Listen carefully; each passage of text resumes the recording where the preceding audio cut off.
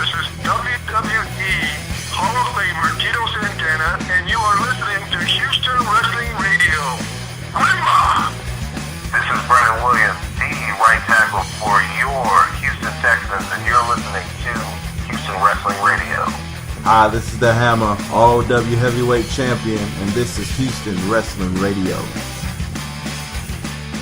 Hello and welcome everyone to the 44th edition of Houston Wrestling Radio. This is Abel. This is Travis. And I'm still here, Chris. Nice to see that you're alive and well, Chris. Oh, welcome to the show. Thank you. We have another interview this week, guys. Wow, it's like we're professionals or something. Yeah, almost. We're going to have on the Hammer, Jasper Davis, the ROW Heavyweight Champion. Which one is it, the Hammer or Jasper Davis? Jasper the Hammer Davis, like okay. Greg the Hammer Valentine, I guess. Yeah. Okay. All right. Yeah, maybe that's how it works. I can see resemblance. I don't think he's the Hammer though. I think he's just Hammer. If you see the Hammer in person, you'll immediately think of Valentine. They just look. They look the same. It's uncanny. Yeah. Yeah. It's like looking into the mirror. They were switched at birth. Yeah. Separated at birth. Yeah. Not switched. And used the same fake name. Right. Yeah. Yeah. So yay for that. We're gonna have another interview. Pretty cool guy, and I think that's gonna be pretty fun. And we'll get to see him wrestle this upcoming weekend as well. But we'll get to that later. We have a whole lot of wrestling talk from the telly. And the what? The telly. The internets. Don't try to be cool. It's. Actually, I was kind of being lame on purpose. Okay. Well, whatever you just did, don't do it again.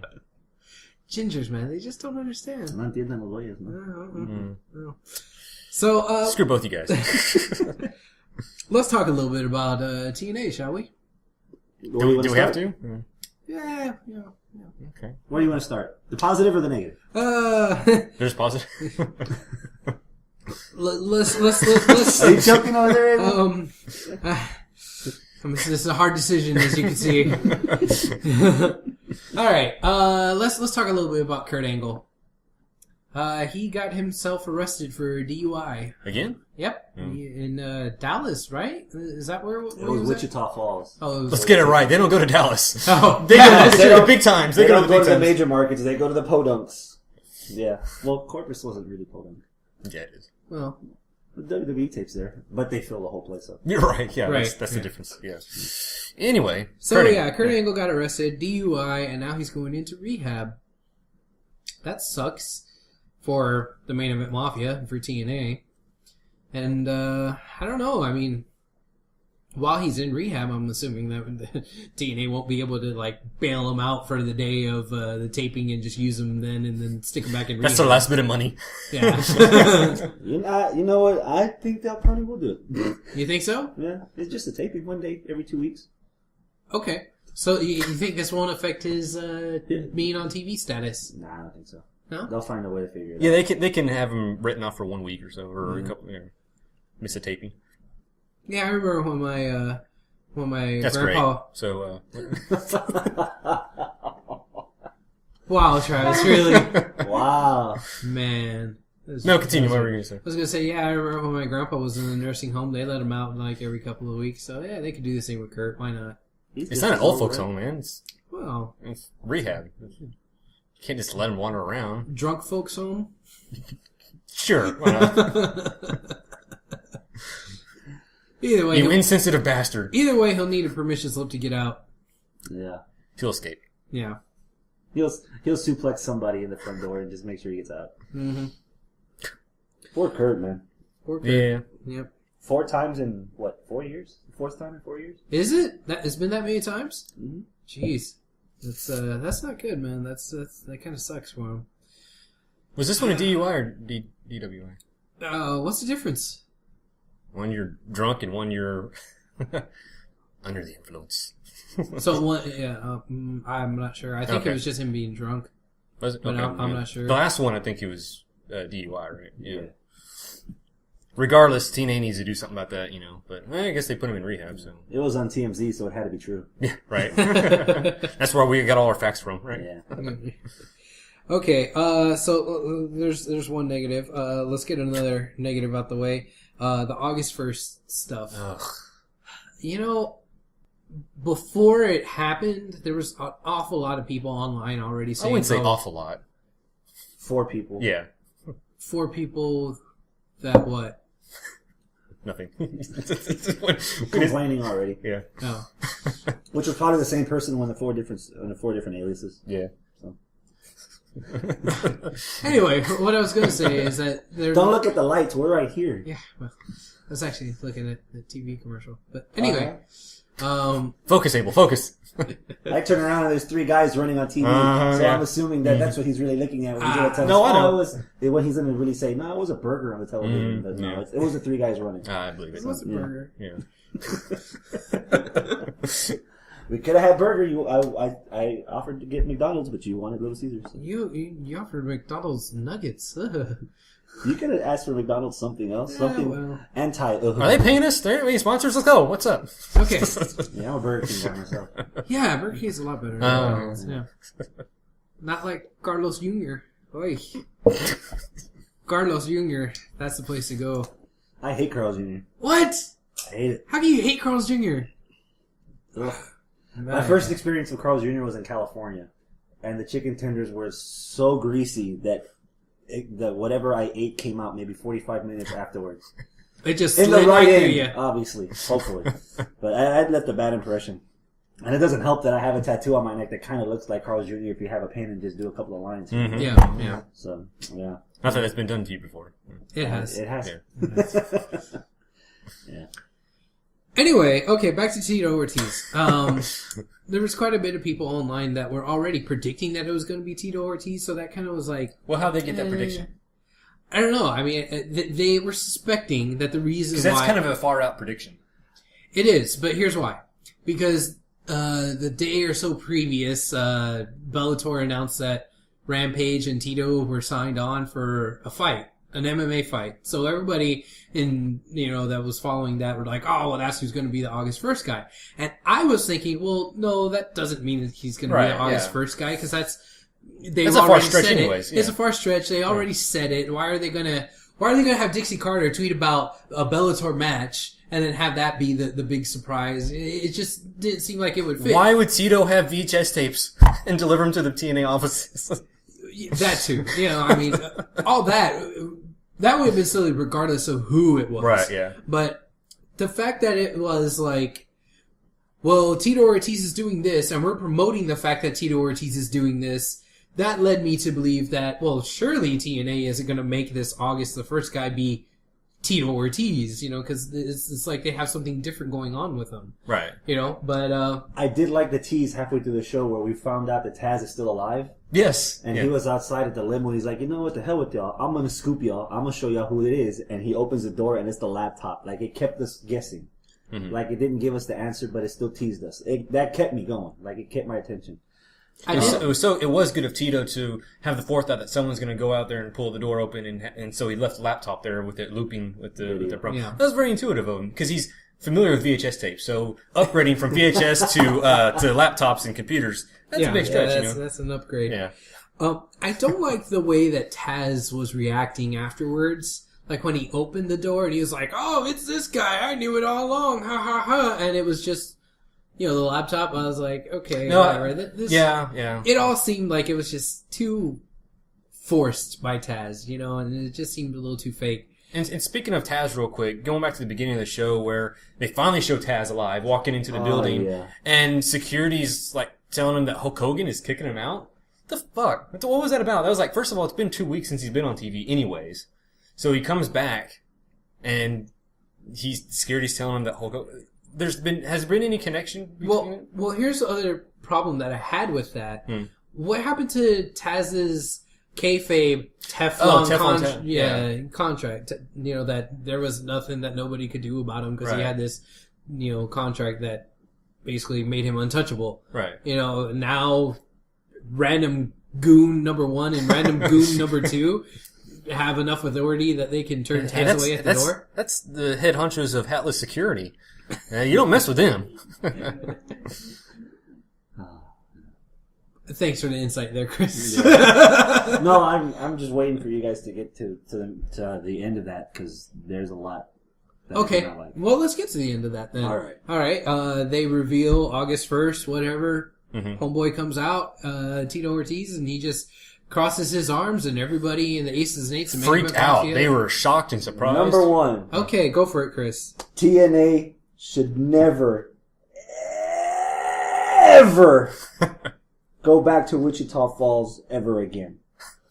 That crowd was dead for that reveal. Was it the drizzling shits? It was worse than the drizzling shits. It was the dry heave shits. Like you keep pushing and nothing Not the dry comes heaves. out. That. It was horrible. Number two, whoever is in charge of doing camera work needs to go back to school because the whole thing was produced horribly. The lights were out.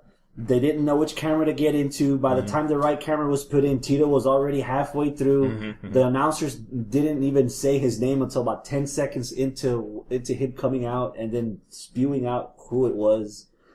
That was just horribly. The whole presentation. The whole presentation was terrible. Terrible. Absolutely. They should be ashamed of themselves. Ugh. Yeah, I agree. The TNA has had production value issues for the longest time. And this was pre-Hogan. Like, even when everybody thought TNA was cool, that was my one gripe that I had about TNA. When I was like a huge TNA mark, the one biggest thing that I had is that the cameramen were always out of place. I remember the first time seeing AJ Styles do the spiral tap. I didn't see AJ Styles do the spiral tap, you know? I had to wait till like the second time that it happened to be like, oh, that's what he did. Okay, that was really cool, you know. And I didn't, you know. For me, the biggest gripe for TNA wasn't really the wrestling either. It was the atmosphere. How we had talked about last week, where they pre-tape the shows and you can hear like they pipe in the crowd noise. When you see the crowd, they're not doing anything. The environment of them being in the impact zone the whole time, I hated it. When they did the shows live outside of the impact zone, it looked fresh, it looked awesome, it looked great to watch. It looked like something that could actually be competition. But if the production's going to screw that up, they might as well just stay in the impact zone. Yeah. It's a lot cheaper for the mistakes that they're making instead of them having to do it like that because they can't find the right camera angles, they can't find the right hard camera spot, they can't find the right entrance spot, a lot of the stuff just presented bushly.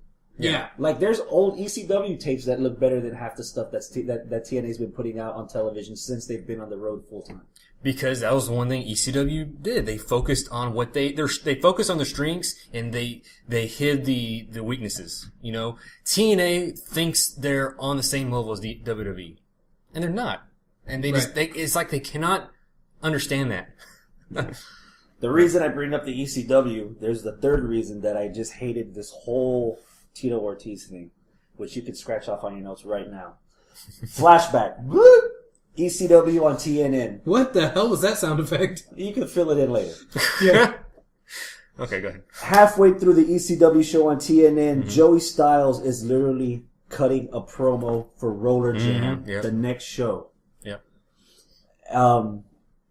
It felt the ECW documentary. People were commenting that it felt like it was just a big hour-long intro for Roller Jam. Right. The only advertising that ECW got was during their show, the commercials during their show. They didn't get any advertising other than that.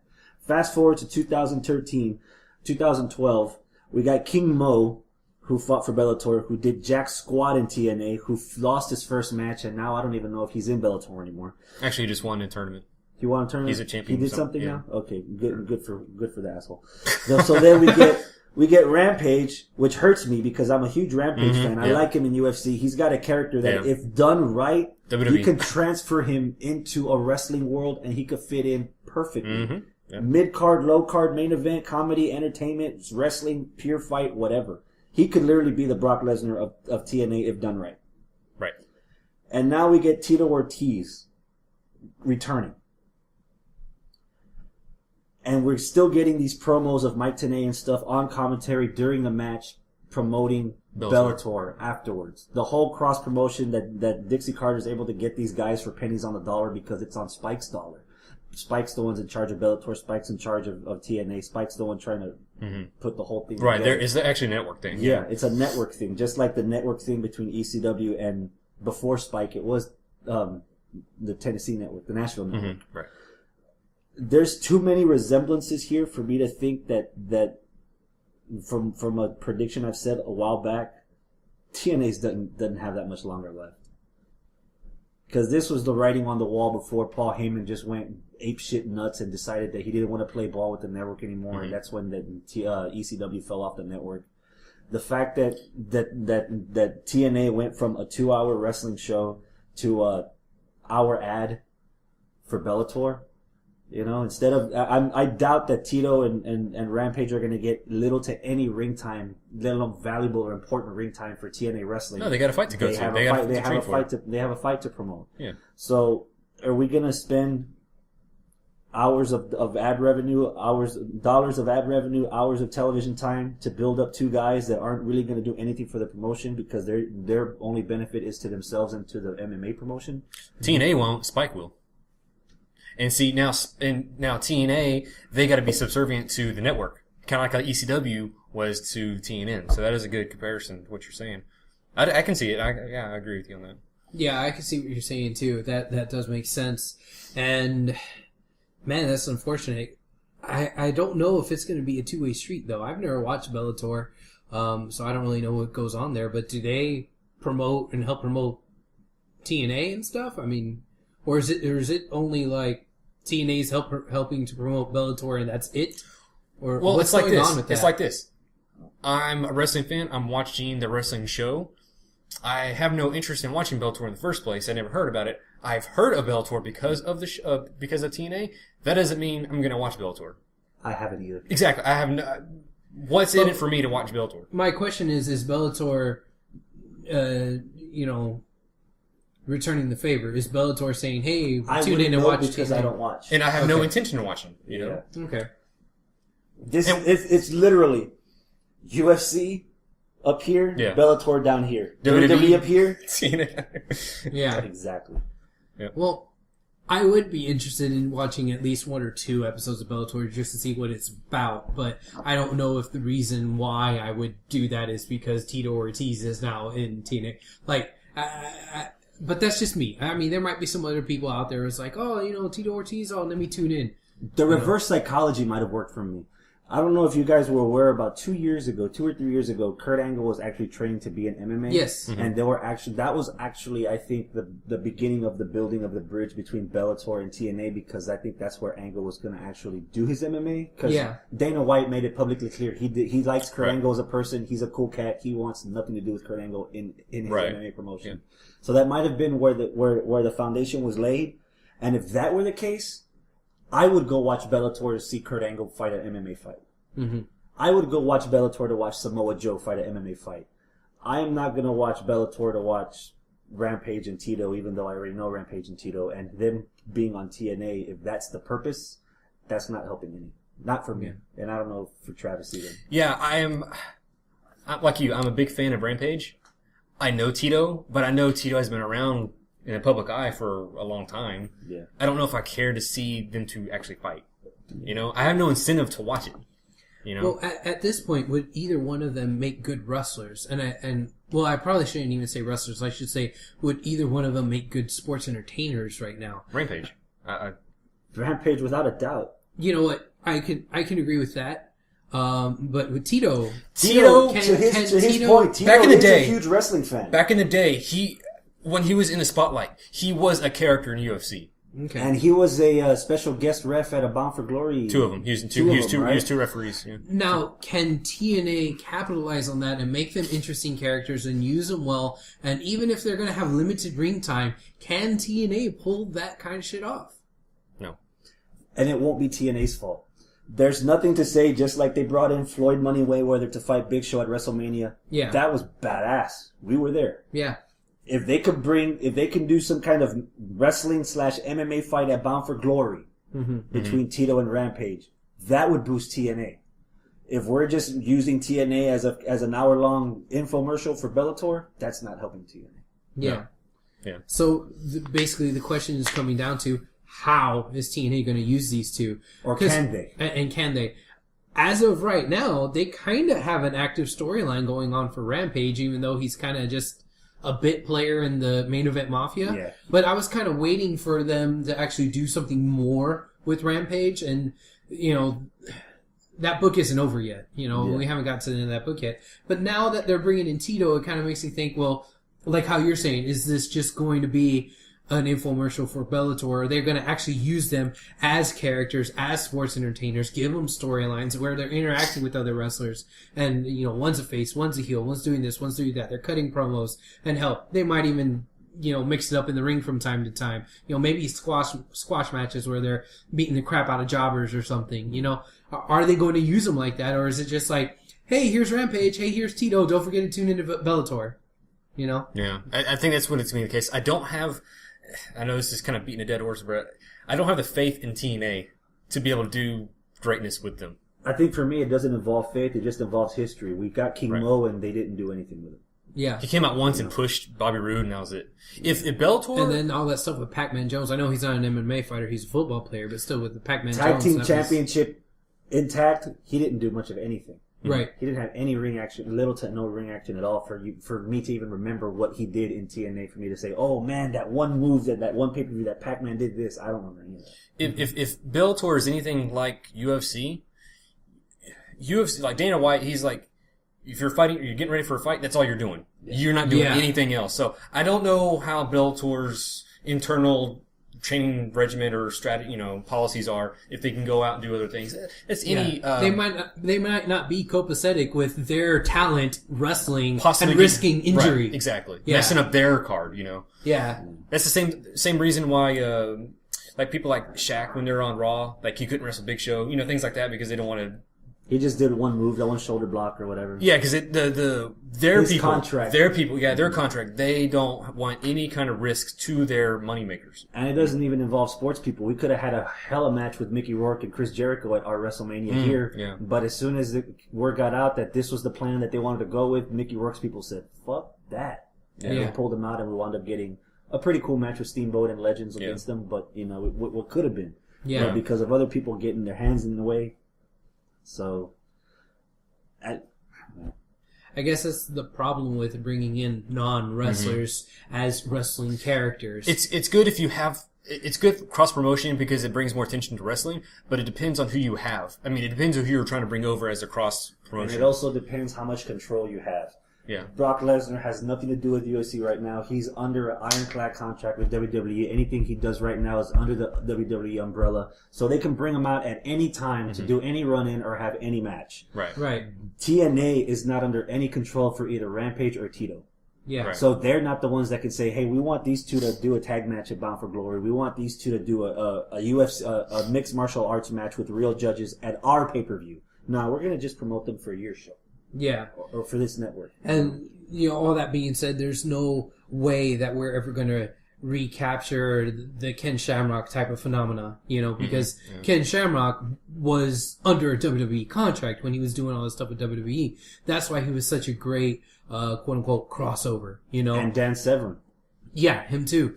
You know, but with this, yeah, like you're saying, Trav, there's going to be too many other people in the way, too many other interests that are going to be conflicting. That's going to just make it. And it's suck. interesting. It's interesting that you said Ken Shamrock, because when Ken Shamrock first came out, that actually got me interested in UFC.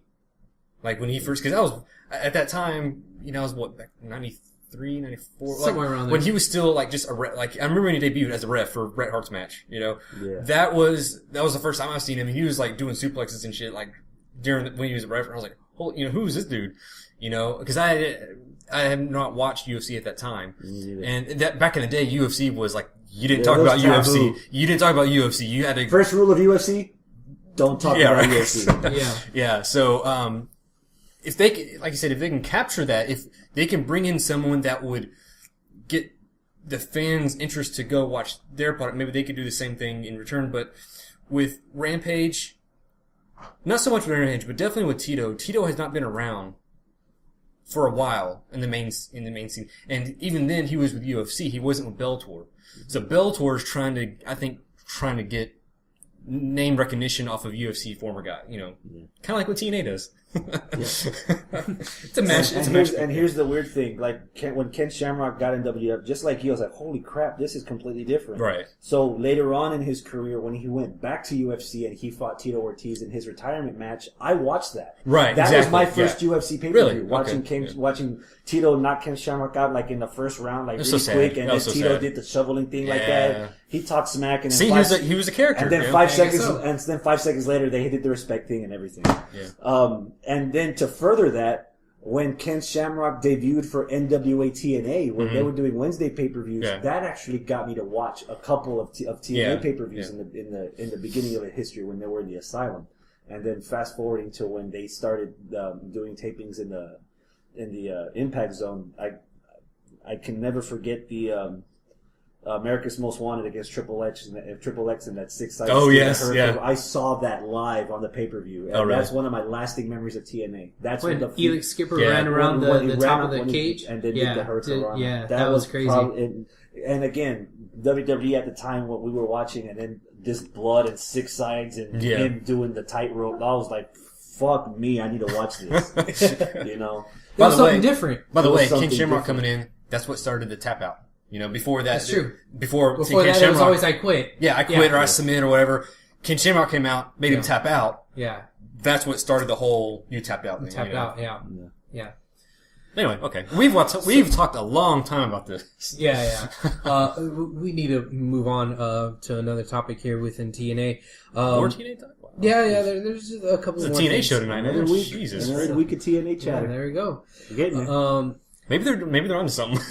Get people talking about it. Well, now that we kind of got some of the negatives out the way, I want to talk about a positive from the show that I think is a match of the week candidate. AJ Styles versus Austin Aries. Yep. Yes. I thought that was a really, really good match, and Especially the TNA match. it had nothing to do with storyline. There was no build to it except for within its own show that Right. same night. It just happened, and the match itself was good. Yeah. And you know what, Chris?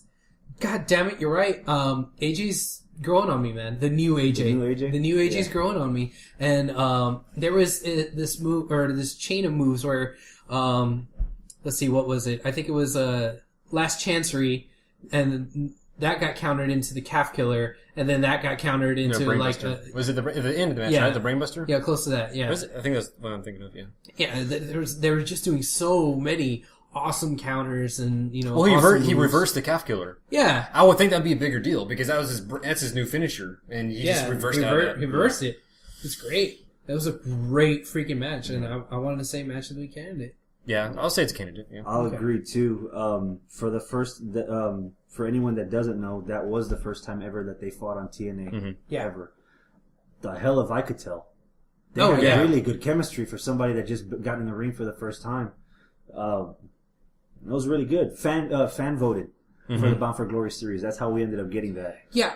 Great promo in the beginning of the show, by the way, by Austin Aries, putting over how important, even though it was just announced that night. Yeah. Even though those, He even has- though the crowd could not give a shit. That's what he was saying. Austin Aries has a very good knack of putting anything over. No Yes, he matter does. how big Yeah. or small the match is, he'll make you want to watch it. He'll make it worth watching just by the way he delivers the promos. And he did another good job last Thursday with Styles.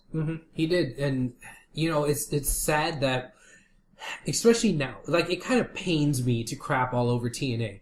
I mean, for the first 20 minutes of our show, we've crapped all over TNA, but it pains me to do that because I like TNA so much, and TNA was so great. There was one point in time where I was convinced that TNA was going to overtake WWE. And, you know, now that it's not, it's just so heartbreaking, especially when you see matches like AJ Styles versus Austin Aries. You see glimmers of hope, and you just fall back in love, knowing that it's going to break your heart. Yeah, and the other thing about that too was the whole aspect that Austin Aries himself brought up, where it was like, well, AJ's been the face of TNA for the last 10 years. I'm going to be the face of TNA for the next 10 years. And I'm like, 10 weeks. It's 10 weeks. Yeah. Exactly. Oh, you're thinking months, but yeah. Yeah. It might be weeks. And that sucks because, God, he's so freaking good. And I liked him when he was in, ROH also. And, he would cut all kinds of great promos when he was the manager for the All Night Express, when ROH was still on HDNet. Like, Austin Aries is just so freaking good. We said it, but he doesn't have the platform. Yeah, you know? we said it, God, how many months ago it was, but that Austin Aries can do no wrong. Yeah. You know, on promos, you know, in the matches, you got to see him. He's like a must-see performer for TNA. Yeah. Yeah. Could we see him? I ask this every now and then, but could you see Austin Aries in WWE? I wish. Didn't he try out for the? Wasn't he? If I'm not mistaken, I think Austin Aries tried out to be in the last series of Tough Enough that was led by Stone Cold. Was it Did Austin he? Aries? Was it? Or there was some indie guy that tried getting into that season of Tough Enough that didn't make it. I wouldn't be surprised if he did, but honestly, I don't know. I don't think Austin Aries would go that route. I don't know. I didn't hear about that one. I heard it was somebody, but that's the first name I think of because I mean you got guys that have come from Ring of Honor and that are in WWE now, and man, Aries would be a good fit, but I don't know. That's why I kind of like when they started the NXT concept originally, because it did bring in indie guys, and I was kind of hoping that was going to bring in even more, you know. But So, well, to go back and answer your question, Travis, I think Aries could pull it off in WWE. He may not ever be world champ or anything. Yeah. I mean, he might, but I think he'd be very, very entertaining in WWE. I think it would be, he would be able to pull off definitely the character and the persona. And even if he isn't wrestling, if, you know, they put him in like a commentator position or a manager type position, he'd still flourish. He's got that over-the-top personality that fits in WWE. You know, Vince loves the over-the-top personalities. He's got one, definitely, for sure. Yeah. Yeah, I just don't know because of his size if WWE would be okay putting him over, you know, in the main event. But then again, look at Dragon. Yeah. look at everybody. D-Bry. Look at the Shield. I mean, look at everybody. Like all these new guys that are coming in, even the guys on NXT. You know, they're WWE is changing their gears. You know, they're changing the format of their wrestlers. And if that is the case and that continues and that trend keeps going upward, then hell yeah. Why not after when TNA folds, WWE, you know, grabs a hold of Austin Aries and pushes him to the moon? Why the hell not? Yeah. I agree. Okay. Wow, we all agree on something. All right. So that was all of my TNA talk that I have written down here. Is there anything else that we want to add?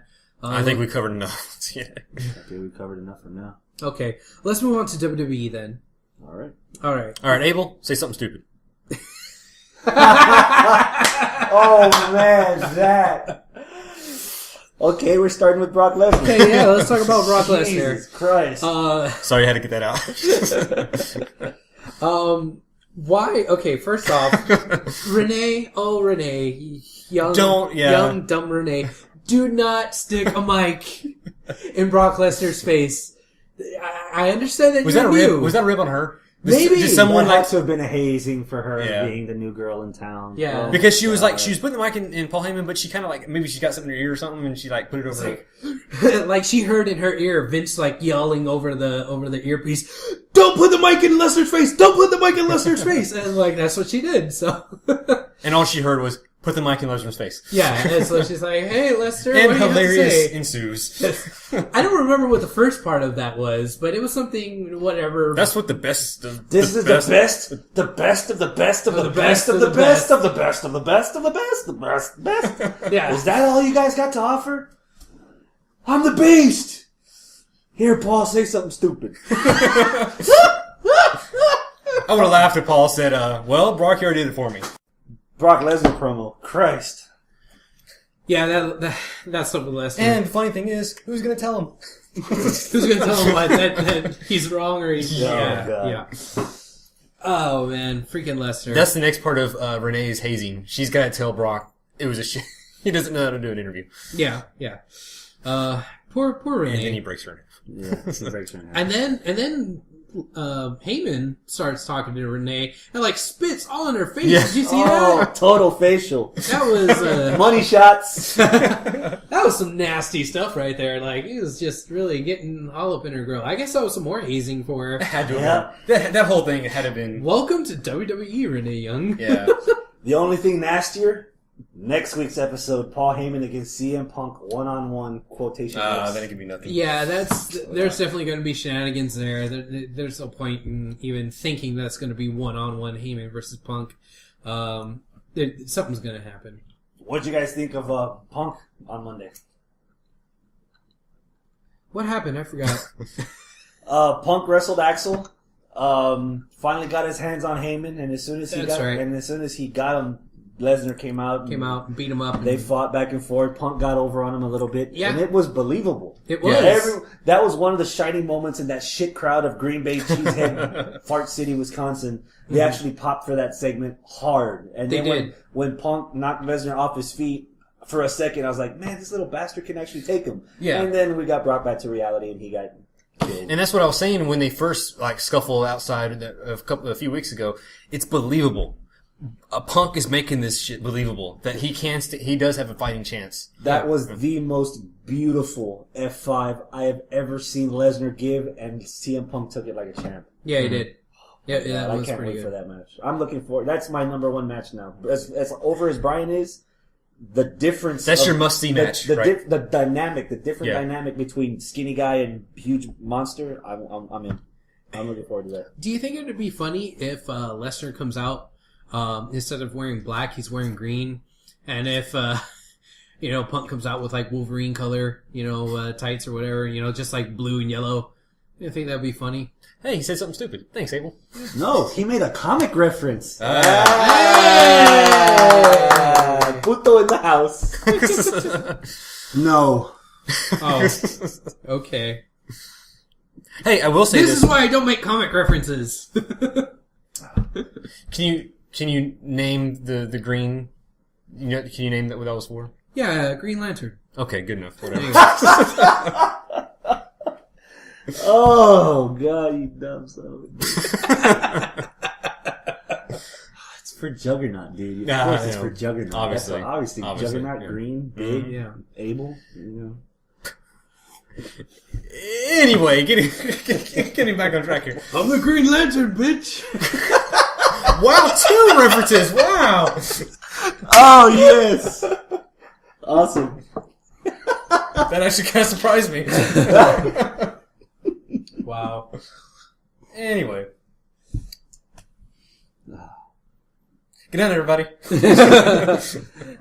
All right. That was wonderful. Oh, Don't do that. No, what I was going to say before Abel started talking was, I don't know if it's been said before, I'm sure it has, but last night it was more clear and obvious than ever before that Heyman is the second coming of Bobby Heenan. Oh yeah. I know it's kind of the obvious comparison, but this last night it was him causing distraction on the side, having him run and chase him around to get attacked by his other guy, and then after the fact, him get Punk get his hands on him. That was very reminiscent of somebody attacking Bobby Heenan. And then in the backstage interview, he had Heyman talking with his stable, with them. Brock on this side, and he had the other guy kind of walking in the background. That just reminded me of a Heenan family backstage interview from the past. You know what I want to see? I want to see one more person. Yes, exactly. Yeah, being that's what was in missing from the Heyman's backstage. camp. I was wanting to see another dude back there, just to kind of make it look like an actual stable. Yeah, because a manager and 2 wrestlers isn't quite a stable. Yeah. But if you have a manager and 3 wrestlers, okay, Now yeah, you got that's a something. stable. Now you got something. You got the Heenan family, the Heyman family. I don't want to confuse you guys when I say this. Uh-oh. Heyman is not the next Bobby Heenan. Okay, Heyman is the first Heyman. Okay. all right. Guys 10 years from now, we're not going to try to be like Bobby Heenan. They're going to try to be like Paul Heyman. We're going, the way wrestling's gone right now, even though the Attitude Era is gone, the edginess that the Attitude Era carried, it's starting to boil back over again.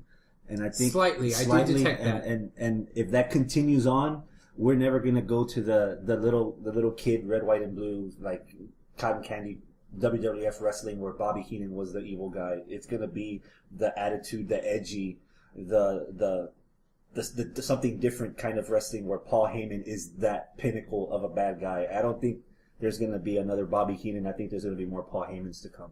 So I wouldn't call Heyman the next guy. He's gonna be the guy.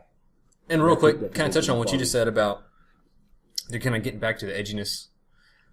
I do think they've been in this formula for a while, long enough to where now they know how to combine both the edginess and the PG era. They know how to cater to both audiences. Yeah, and I think in the last couple of years, I think they've really been hitting their stride on pleasing both parties, because they know they have older fans like us who don't give a shit about certain things, but they know they have the kids also, who like things that we don't like, so they are doing really good on presenting their product, Yeah, and I don't know if we'll ever get back into like full Attitude Era type stuff, but I don't think we need it. Yeah, well, exactly. I do see parts of where you're talking about, Chris, where it just happens, and it's real subtle, little things here and there that kind of are reminiscent of Attitude Era type stuff, but they don't go all the way, and they try to please both the kids and the IWC, and I think they're doing a good job of walking that real thin line nowadays. Yeah. And I think it kind of goes into what I had been saying, months and months ago, is that WWE, not only do they know how to, work the kids, which is easy, but they're also working us sometimes. Yeah. They know enough to keep us. Yeah, exactly. They know who we're cheering for, who we're not cheering for, who's actually a heel, but we cheer him as a face, and so they know that, well, we need to, bring this guy to prominence or whatever. So they know how to work us, and I enjoy the fact that we're being worked, because that means that it's a rib on us sometimes. Yeah, it's like, a rib. These guys. Yeah, exactly. And that's kind of what it was for us when we were kids. We were getting worked when we were kids, and that's why we liked it. Technically, everybody's getting worked. Yeah, technically, I mean, there's a lot of people in the IWC that like to think that WWE's not working us, and would like to think that, all this time when something stupid happens that and it upsets the IWC that, oh, WWE is just being stupid. But really, they're fucking with us, yeah. And I think that's kind of neat that it happens that way sometimes. It's interesting you mentioned that, because as far as catering to the audience and what we're talking about right now, there's the segment on Raw with Stephanie and Triple H. Yeah. I thought that was very interesting. I don't know where they're going to go with this in the long run, but what Triple H was saying about how Vince has lost it. He does this creative genius from the past. He doesn't have it anymore. Mm-hmm. And I'm not going to let him destroy this product.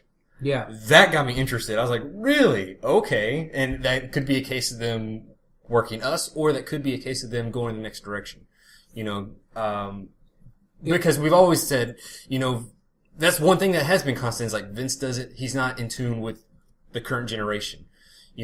With Triple H in charge and him bringing in other guys around him, I think they are ready to maybe have Vince have his exodus, pretty much. Mm-hmm. And again, that could be a case of me being worked. I don't know. But, that's my take from that little interview. I'm interested to see where exactly they go, What I was looking for there is basically what Chris was saying a couple of weeks ago, where it's a McMahon in every corner type of situation. I'm really looking to see where Stephanie's going to fall in all of this, because it seems more than obvious that Vince is going to be the one who's going to be backing Orton. It seems as though Triple H is going to be backing D-Bry, but I'm not sure where Stephanie's going to land in all of this. Because none of them is really siding with Cena. Yeah. That's the bottom line. Maybe by default Stephanie will side with Cena, but I don't know. I think, and going back real quick, I did want to say one more thing about the subject. When y'all saw that, when Triple H walked away and it focused on Stephanie, did y'all expect her to crack a smile or something? Like she I did. Manipulated him or something? I expected her to do that, but she didn't. Because her acting was so bad, I thought she was doing it on purpose. My head was completely in the gutter. I was waiting for Stephanie to just said, "Man, I have never been more turned on by this." There's a second where you might forget that these two that are part of the company are also husband and wife. Right. And then when Triple H just wanted to take charge and everything, because Stephanie walked in there crying. Yeah. Then he got her ass chewed out by McMahon, and then her husband Triple H is like sitting, manning up and like ready to not. The word said that he's talking about the company. The tone that he said it made it sound like he was trying to defend Stephanie. Right. Yeah. So when he was finished, I was just waiting for Stephanie to just like jump. Like literally, that's the vibe I got from it. Like I'm thinking Stephanie's gonna side with her husband instead of siding with her father, because the father's the one that's always chewing her out, and the husband's the one that's there supporting her. Yeah. Yeah. You know, And that could be, like, kind of goes along with what I was saying. This could be Vince's exodus out of the storyline, maybe even out of the company. I mean, he could be stepping out. Yeah, but how many times have we seen Vince's exodus, quote unquote? But I'm not talking about if Chris storyline. Benoit was still alive, he would never be on TV right now. You know he came back from the funeral storyline because of the Benoit suicide. That was supposed to stick. He was not supposed to come back. Yeah. So who knows? This might be the time. And he's got to relinquish something eventually. He's not going to be around forever. Right. You know, and this could be. I'm just saying it could be the start of it, the start of the end of him. But Finish it at WrestleMania 30. You know, start over with a new regime from 30 on. yeah. And it could be known as the McMahon-Helmsley era. The Levesque. All right. Well, let's get into a little bit more of what's causing all of this controversy with the McMahons and all that. Yes. Yes. Yes. Yes. Yes. Yes. Yes. Yes. Yes. No. What? The hell you say? Maybe. Let's talk about D-Bry. Yes. He's the best thing going right now. I mean, we talk about Austin Aries not doing any wrong. D-Bry can really, really not do any wrong. That promo that he cut, while I feel like I want to give him grief for it, and I want to give WWE grief for it, in the fact that it was a rehash of basically what Punk's whole storyline was. I can't, even though I want to. It's a different vibe. Well, yeah, because it's a different vibe, and just the delivery that D-Bry did it with. Like, I think he did I'm a wrestler and you're not, you're a sports entertainer. I think he did that better than when Punk did it. I mean... So he's better than the best? I guess so. I think it is the different tone, and I think it involves the history, because when Punk was doing that pipe bomb stuff with John Cena and the whole company and everything, he wasn't really technically a full-blooded face. He was just stuck in the middle. Like, he was a heel that that got over because of what he said and how he said it. And he already had history of wrestling with John Cena before. Daniel Bryan, he's smaller. He looks a whole lot different. He hasn't had there's nothing to compare him with in a past rivalry with Cena. And, it just came off him being a full-fledged face. Like, nobody's booing this guy. Right. As opposed to Punk, when he was doing the pipe bomb stuff, he was getting booed, and he won the people over eventually into getting on his side. Bryan can do no wrong. So it just came out a whole lot better. You think that... But I agree that as cool as it sounded, the way his promo, it felt a lot more real because I guess I hadn't really seen a lot of Punk in Ring of Honor. Mm-hmm. We've seen Daniel Bryan live in Ring of Honor, let alone seeing some of his really good matches in Ring of Honor. We can connect, at least the three of us, we can connect more with Daniel Bryan because we've seen it. Like, we know where he's been and we know where he could go.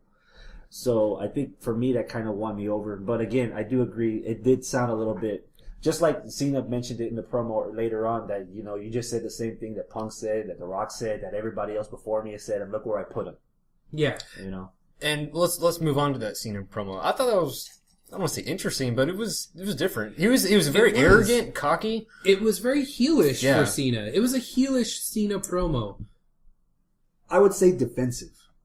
Okay. Yeah. Not really heelish. Whenever there's guys... Arrogant and cocky, yeah. Whenever there's guys that he really feels threatened with, he goes there. He didn't do that with Umaga. He didn't do that with Mark Henry. He didn't do that with Triple H. He did it with The Rock. Mm-hmm. He wound up breaking out his rapping after years of not doing it. Mm-hmm. He broke it out with Punk.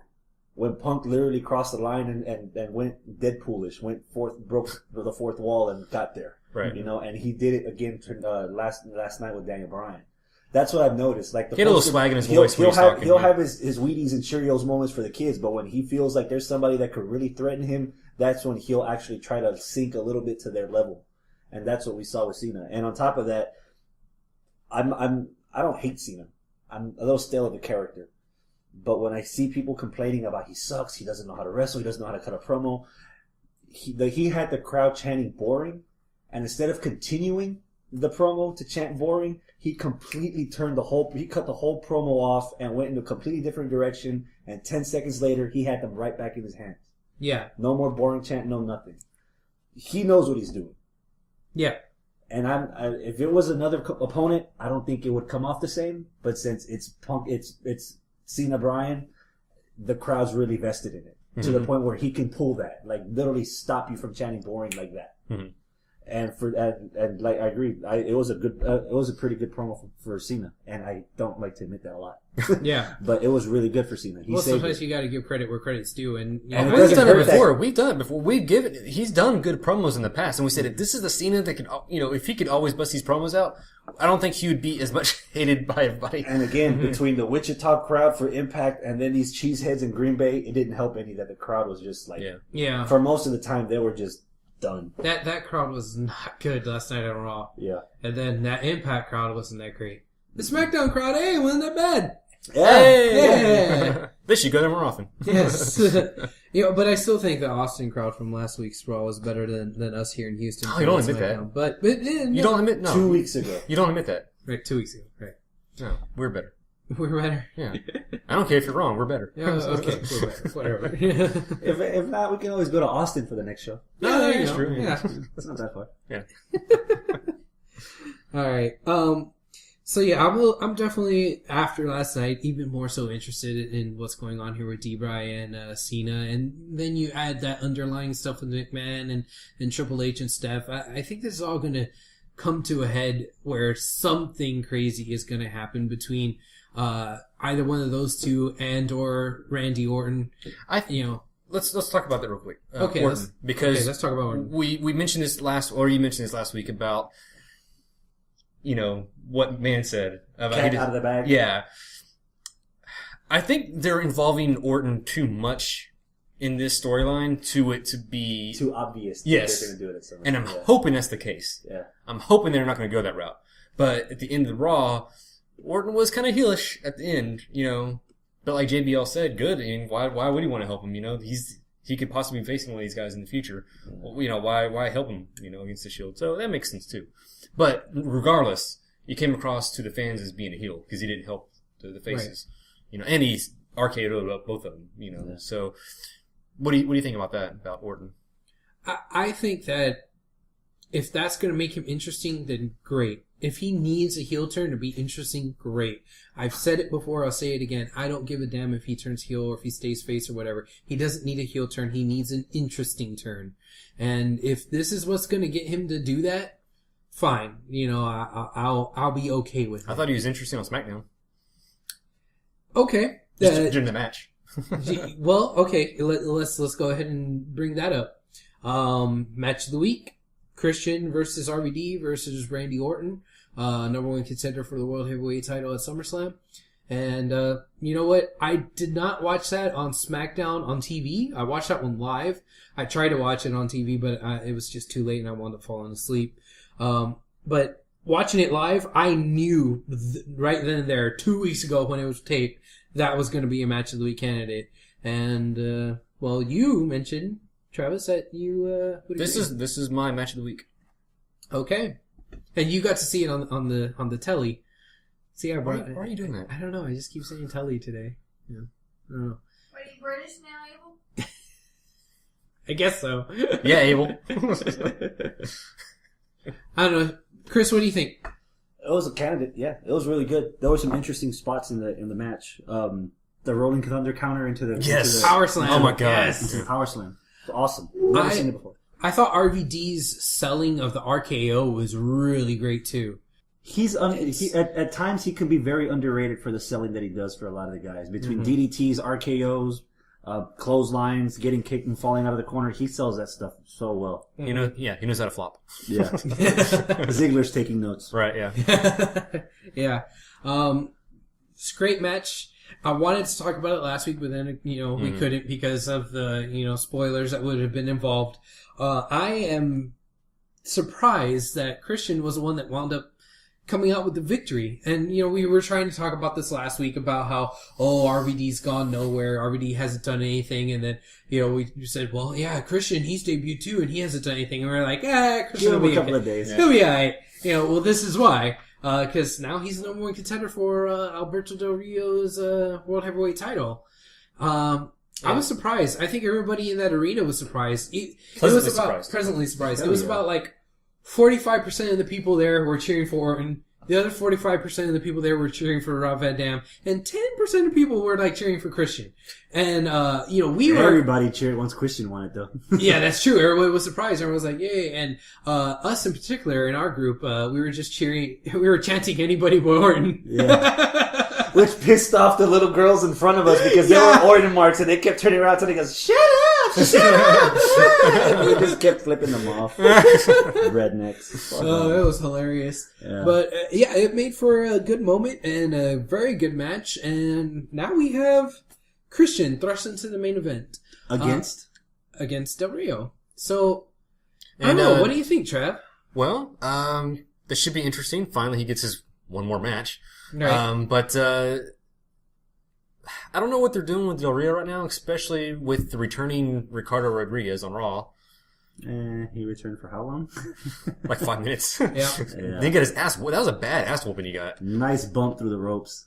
Yes. That's not the first time he's done that too. He's taken some pretty sick bumps and he makes it look good. Yeah. But where the fuck is Del Rio going? I don't know. Does anybody care about Del Rio? I mean, this year, how did this year start? Del Rio, hardcore match with Big Show, won the heavyweight title. It goes in the main event at WrestleMania against Jack Swagger as the hardworking Mexican against the wetback hating American. And now all of a sudden he's a heel all over again. Yep. And not only just the regular heel that he used to be, now he's a completely different like psycho heel, and he just went off on Del Rio, who is actually Ricardo. I don't know about you guys. Yeah, Ricardo. Ricardo was the best part of the whole gimmick. Yeah, Ricardo was the reason why his face turn actually worked. Because for some reason, Ricardo elicits more facey responses. His Royal Rumble entrance. Yeah. Not last year, but the year before. What do you think that this means for Ricardo here on out? That was a face turn for him. Well, yeah. But, I mean, what are they going to do with him? Are they going to have him be a personal announcer for somebody else? He'll bring in, stick him in the Spanish announce table. Why not? Give him something. But I'm not sure what they're doing. My concern is what the hell are they doing with Del Rio? Like, they have no idea what to do with Del Rio anymore. They flipped off him, flipped off him back and forth so many times. Too quick. Yeah, does anybody care about him anymore? That's what I'm saying.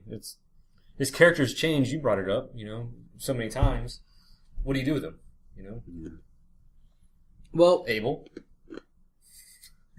Showing your eyes over there. Yes, I am. It's delicious. It's not free teeth, Abel. I know. I think that when Del Rio had the face turn, we had said, well, this is good for Del Rio because he was getting stale, and this changed up his character and also changed up his in-ring style a little bit. He got a little bit more intense, a little bit more intense, a little bit more offensive-minded, and he did other things in the ring that he wasn't doing before. And now that he turned heel again, it seemed as though he got more vicious, where he just was like, brawling more, beating up people with more intensity and that type of thing. So I thought that was good for him. But we don't really know where his character is. Like, his in-ring style was, has developed and improved, but why should we care about him as far as his character goes? And that's what I have to question right now. Like, I don't really understand, why we're supposed to care for him. And, he's fighting against Christian, which is great. I mean, that's good that Christian's getting his one more match, and a lot of people are fans of Christians, but Christian and Del Rio aren't having that great of interactions. There's not a good Christian versus Del Rio storyline going on right now. And we're 2 weeks away from SummerSlam? Yeah. Yeah, something needs to develop and develop quickly, but I don't think 2 weeks is enough to develop a storyline for SummerSlam, the second biggest pay-per-view of the year, That's the one problem with having like a triple threat match or a battle royal or something for the number one contender. You don't know. I mean, you don't have time to build up anything with that. If you do it this close to the right. to pay-per-view. Yeah, and that's what they did. I mean, if they did it further back, they did it like a month back. Right. So, but what about? I was kind of thinking that RVD was gonna pick him up just because Del Rio did a little cheap win on him. Was it the week before? Yeah. And I thought that maybe they're gonna go with that and have RVD win so he can get his payback, or whatever. Yeah, but that's not what they're going to do. And again, this leaves us back to where we were last week. Like, what the hell are they doing with RVD? Yeah. Where are they going with this guy? What are they going to actually do with him? I mean, he's had this big comeback. To what? What's he come back to? Nothing. And they mentioned that, I think it was on SmackDown, the little backstage promo when they all kind of interrupted him. Yeah. And he says, hey, I'm not here to go down memory lane. I'm here to win titles. Yeah, well, good luck with that. Yeah. You're not doing anything. Yeah, so I thought that was interesting that they kind of threw that out there. Like, where are they going with him? They brought it up. But where are they going to go with it? Because they didn't follow up with it on Raw. No, My, I think my issue goes a little bit more deeper than that. For me, I think that Del Rio as I don't want to say Mexican, but I can't buy Del Rio as a Mexican heel when there's a better heel group that hates all nationalities. Like the Jack Swagger Cesaro heel stable is in my opinion in about 2 or 3 months is going to outshine the whole Del Rio heel to the point where he just gets phased out. Mm-hmm. That's my issue with Del Rio, that I don't know where they're going with him. I can't buy Del Rio as the top heel when there's a heel group lower in the card that's doing a better job at their heel group than Del Rio at doing at his heel group, that also conflicts because there's overlap there. There's overlap there. Speaking of those two, I want to throw another match of the week candidate on there: the Usos versus the Real Americans. Yes. Mainly because of the tandem offense that the Real Americans were doing. Like when Swagger kind of threw up one of the Usos into the air and then European uppercut. That was really cool. Wasn't there one where Cesaro kind of like jumped over Swagger, did a mushroom stomp on one of them? Yeah, it did that too. That was all really well creative. It was all well done and very creative. And to their benefit, they got to wrestle against the Usos, which is a solid tag team that know what they're doing, and they have good matches with almost any team. Yeah. So it benefits both of them. And it seems as though that they were giving the Usos a push here recently. So the fact that it was the Usos that they were doing this against kind of makes me think that they're wanting to push the Real Americans a little bit higher up the card, and I'm cool with that. I am too. So I think we've already hit all of our match of the week candidates. There was that match, then the triple threat from SmackDown, and then also AJ versus Aries from Impact. My vote is going to go to the triple threat. Before we vote, okay, there's a fourth candidate. Okay, and again, I'm gonna screw up the show because we haven't talked about it yet. But hands down, segment of the week, which was just as entertaining, if not more entertaining than the match of the week candidates, has to be post-match Wyatt's with Kane. Yeah. Okay. That, man. You know what, for Chris, we might have to just do a damn segment of the week. It's killing him that we don't do that. Jeez. Okay. All right. We'll talk about that in a minute. Yes, that was good. That was great.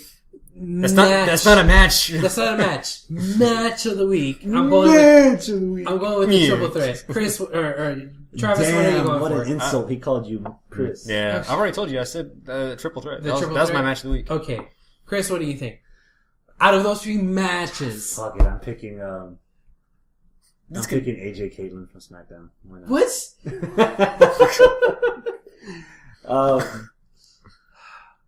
Triple threat. Okay, cool.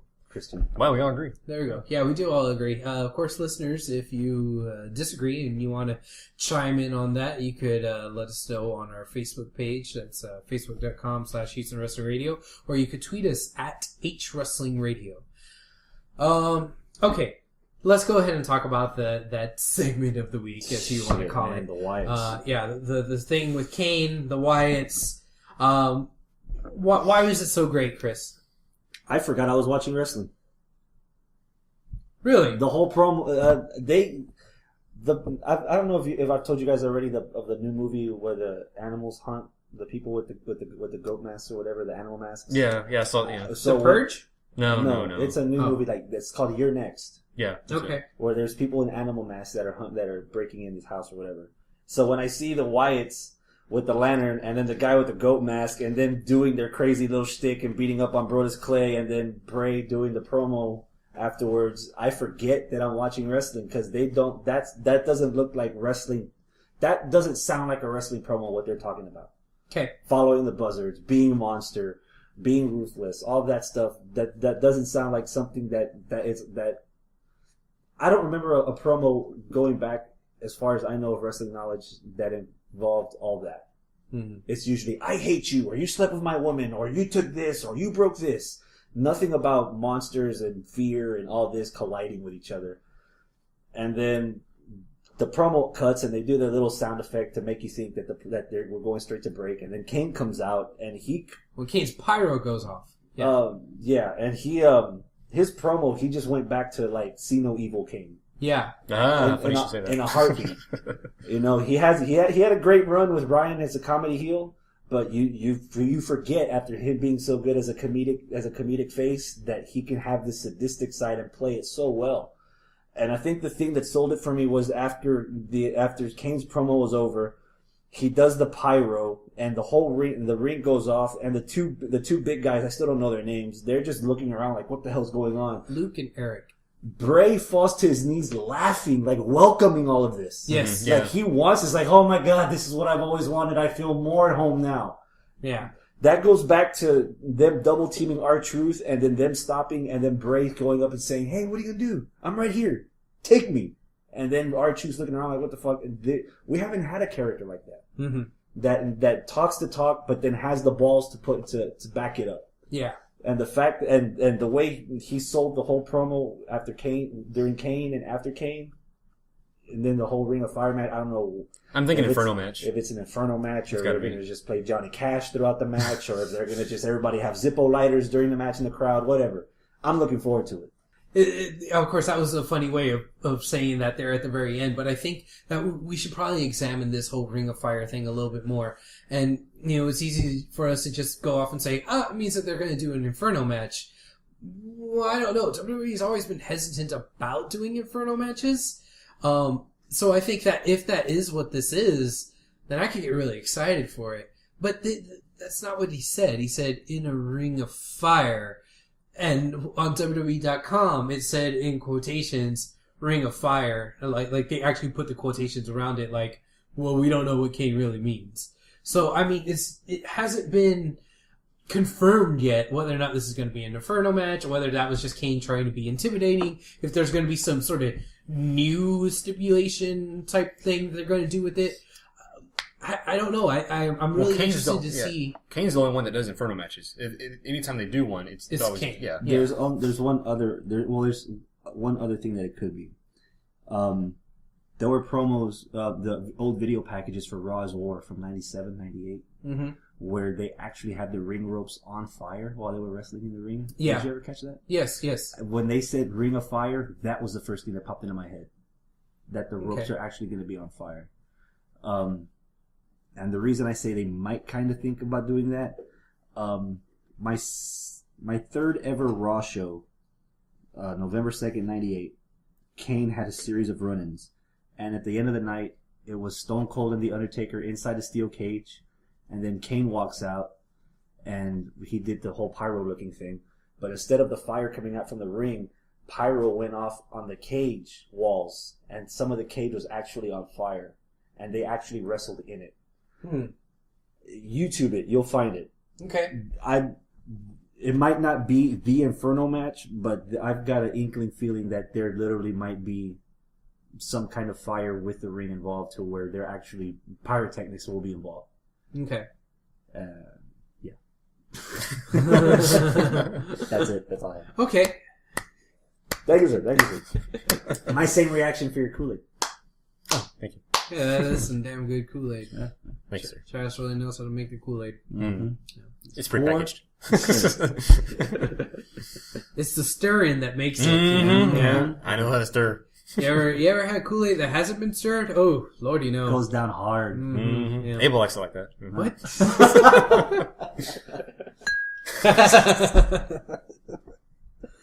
All right. So, I guess we can speculate all we want, you know. Well, we got 2 more weeks, so we got 2 more weeks, and I want to see what he means by Ring of Fire. I'm really interested in that, and I think that this is finally the thing that's kind of starting to turn around this whole Wyatt debut, because we were talking about it last week that it seemed like it's starting to fall a little flat, and there was that one. But he has been focusing on Kane this whole time. Yeah. So I mean, that's good, and I mean, like now.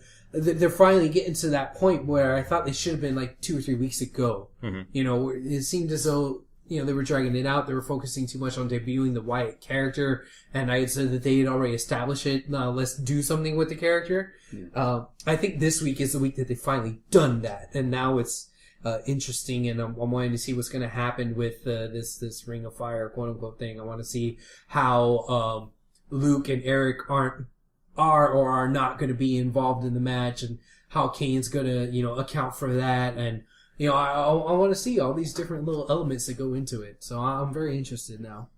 All right. Trav? Yeah. Good. Whatever. Yeah. You suck, Travis. Okay. Layla had a heel turn. Yeah. Okay. Moving on. Well, it was just kind of random, the whole... the heel turn I can get, but the whole skipping around with AJ, that kind of... Yeah, it happened on SmackDown, and now it happened again on Raw.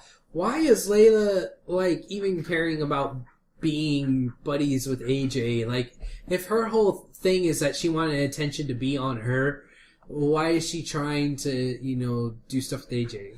You know? Maybe to be buddy-buddy with her and then turn on her? Maybe, I guess. I don't know. Get AJ in her good graces and then turn on her. You know, I don't know. Did you catch one thing that she did say during that little picture-in-picture promo? Whether you're a regular diva or a total diva? Yeah, I saw that. I was like, oh, I guess girl that's holding a grudge that she didn't get picked to be on TV. Exactly. So I thought that was kind of interesting, and considering that all this stuff with this total divas thing, they don't have AJ and Caitlyn and Layla, and those are the ones that are actually, you know, in the scene right now, so to speak. And I understand it's on a delay for like 4 months or whatever, but, you know. 4 months ago, AJ was still up there. Yeah, exactly. Yeah. So I don't think there's that excuse. Yeah, it's like there's a division between the divas now. It's like the ones like you have... women's and the Divas title, like all over again. Like the Divas title between AJ and Caitlyn, and then if we did another division, that's where the TV show would. Right, exactly. It'd be the Total Divas and not the regular Divas. Yeah. Maybe it's on purpose like that. I don't know. Well, too bad for Natalie though. Natalia. Yeah.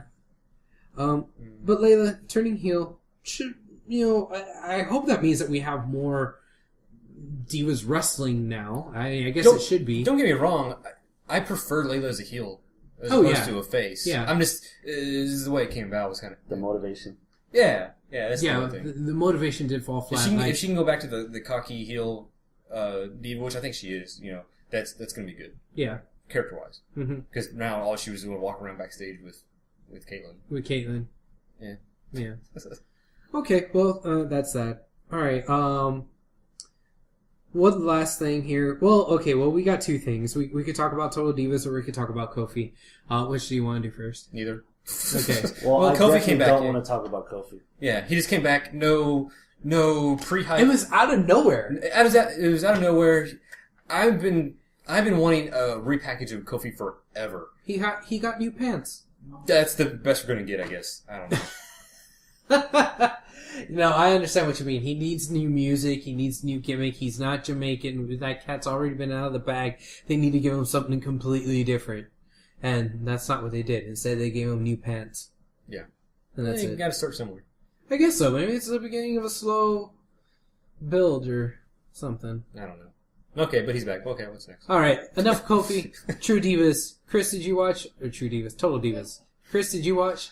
No. No, I didn't watch either. I forgot that I did not have it set to record, so I was like, "Oh, okay, well, too bad, so You sad." could have watched it after Raw.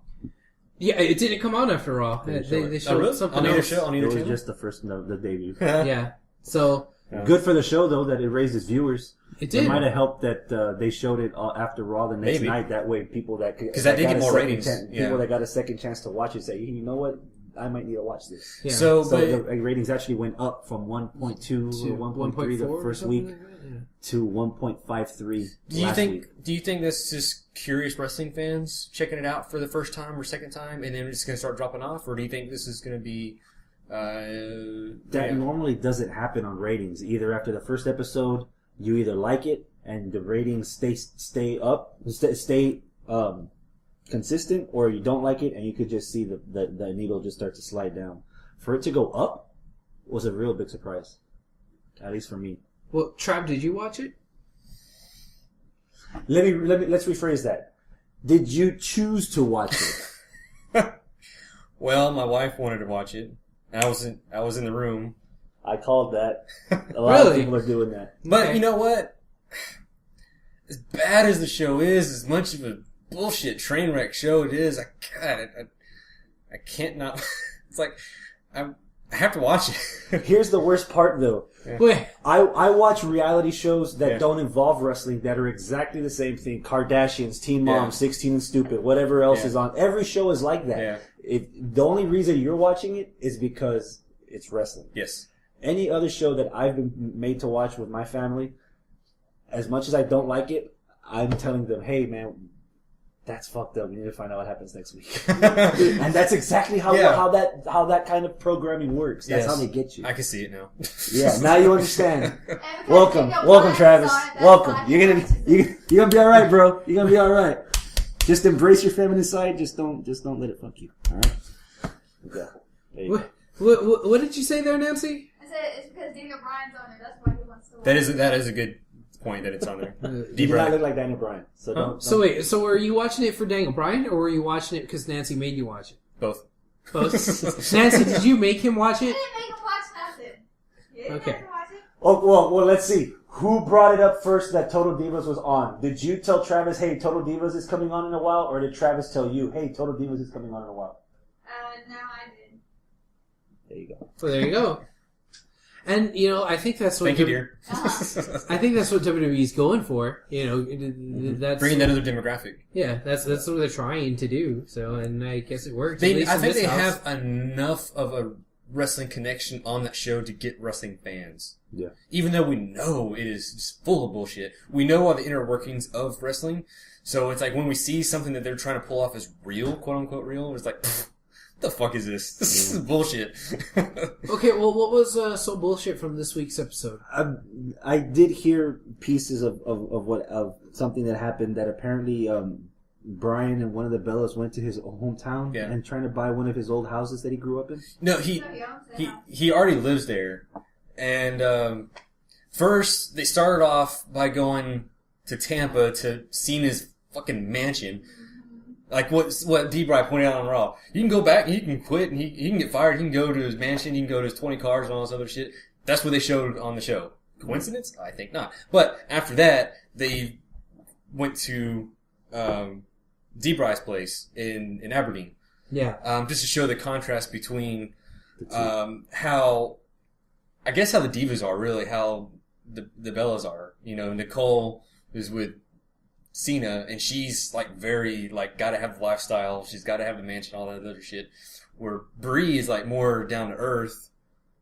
She can handle all this, but then it started getting to more drama bullshit. Like there's I can't stay in the fog in the smog area. It's never bright around here. She just had the sun. Yeah, she's got to be in the sun, and Can they live together? All this other bullshit that comes along with the drama and the bullshit and all this other shit. And We watch because that's what we put up with when we got married. That's why. I'm not answering that fucking question. You don't need to answer it. That response, that face you just made. What you got to say there, dear? What? I didn't say nothing. Man, Nancy just gave you that look. Chris? It's all him. It's all Chris. You better make room for him, Chris. He'll be right there with you. Learn from me. There's a reason why I am where I am now. Learn from me, boy. Woo. All right. Anyway, there's the reality show bullshit, and then there's the wrestling bullshit on the reality show bullshit. So that's that's where we're trying to go with that. The audience just got pooled. Oh man. All right. Let's talk about something good. Okay, let's talk about something. What do you guys think of Big E actually going over Ziggler cleanly on Raw on Monday? That was very interesting. I don't mind. Yeah. It kind of evens it out. You know, it shows that he can beat him. Big E is really growing on me, especially because how goofy he actually is, like on Twitter and whatnot. Like he's a goofy dude, and I want to see more of him, and I want to see him and his character grow on TV so that we can see his really weird, goofy ass side someday. I mean, I know he's not right now. He's just kind of like this super serious, I'm just gonna beat you up type of dude. Who sometimes tries to hit on AJ but doesn't successfully do it. But I'm hoping that character will develop soon, and we'll get to see more aspects and more dimensions of his character. I think that's a good dimension of his character, the fact that, like you said, he tries to hit on AJ. I don't think he is trying to hit on AJ. No, You're right. Yeah. But, anyway. Did you guys see this? Kind of see the seeds planted between having something between Dolph and Caitlyn?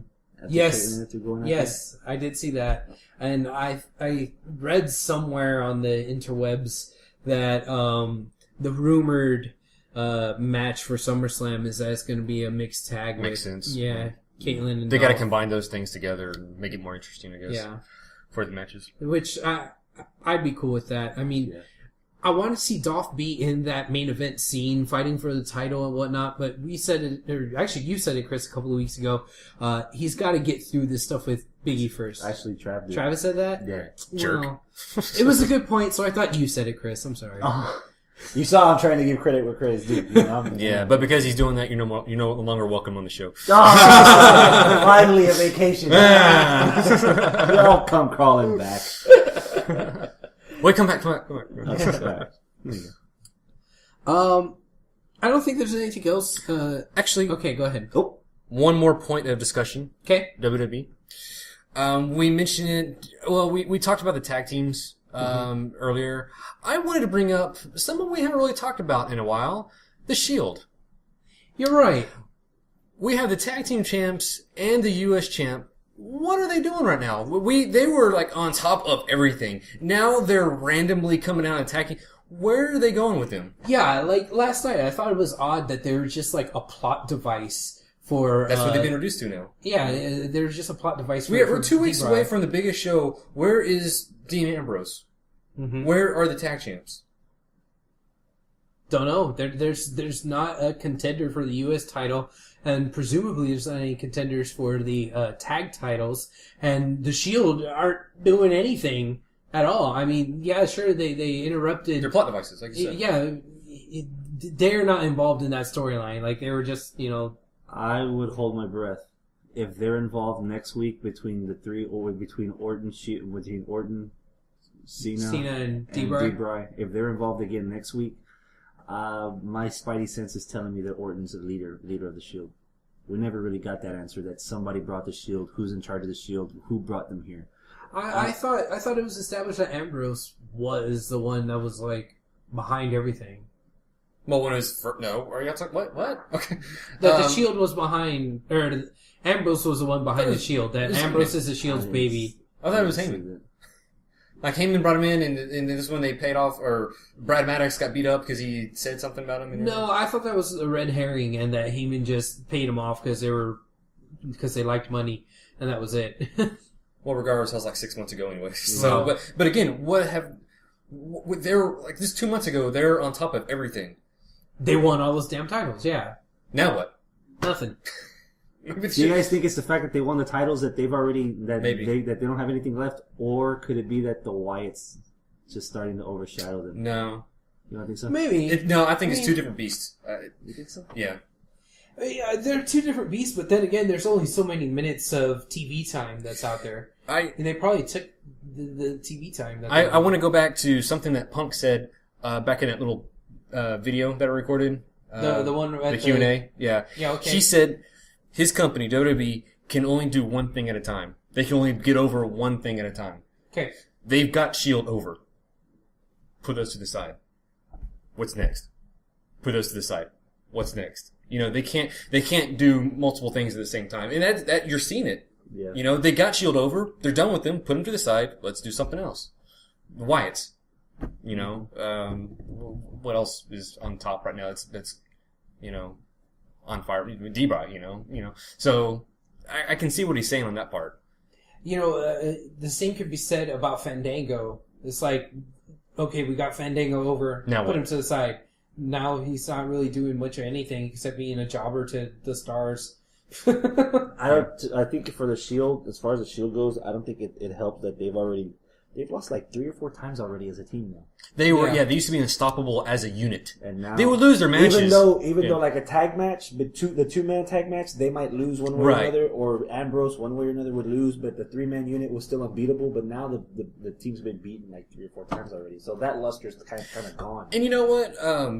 When Shield was on fire and they were having match of the weeks and all this other shit, the one constant that was for the most part against them was D-Bry. Yeah. So do you think D-Bry was the reason Shield was so over? Could be. Could be. Mm-hmm. When he's not in those matches, I'm like, okay, Shield's fighting. I'm not invested as much. Yeah. Well, I think maybe it's a combination of the quality of their opponent, but then I think it's kind of. It's kind of what Chris said. They kind of lost their luster now that they've already lost several matches. We know they know they can win the matches. We know they can win titles. Now what?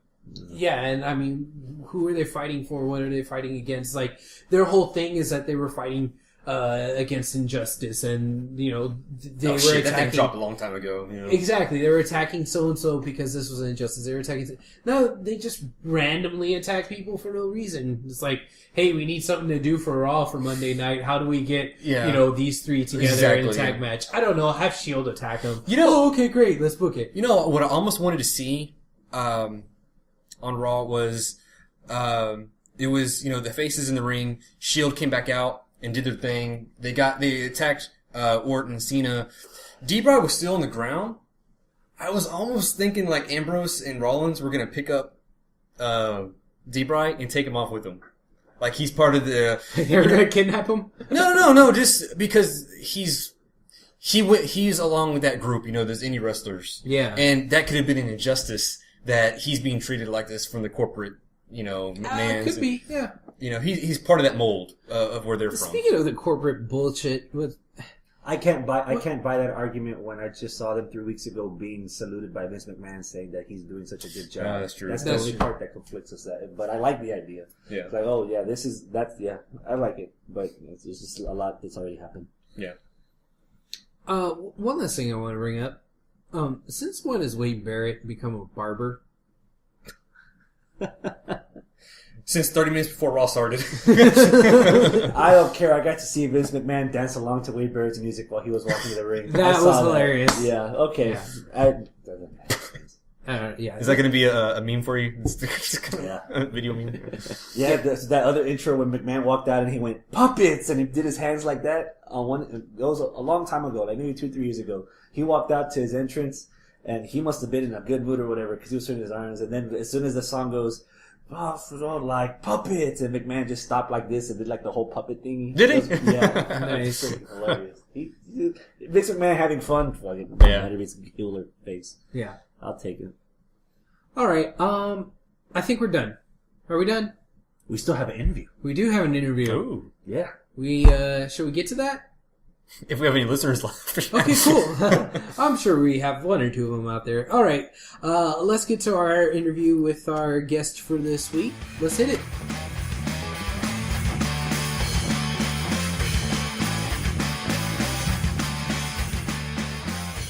All right, everyone, we have another very special guest interview for this week.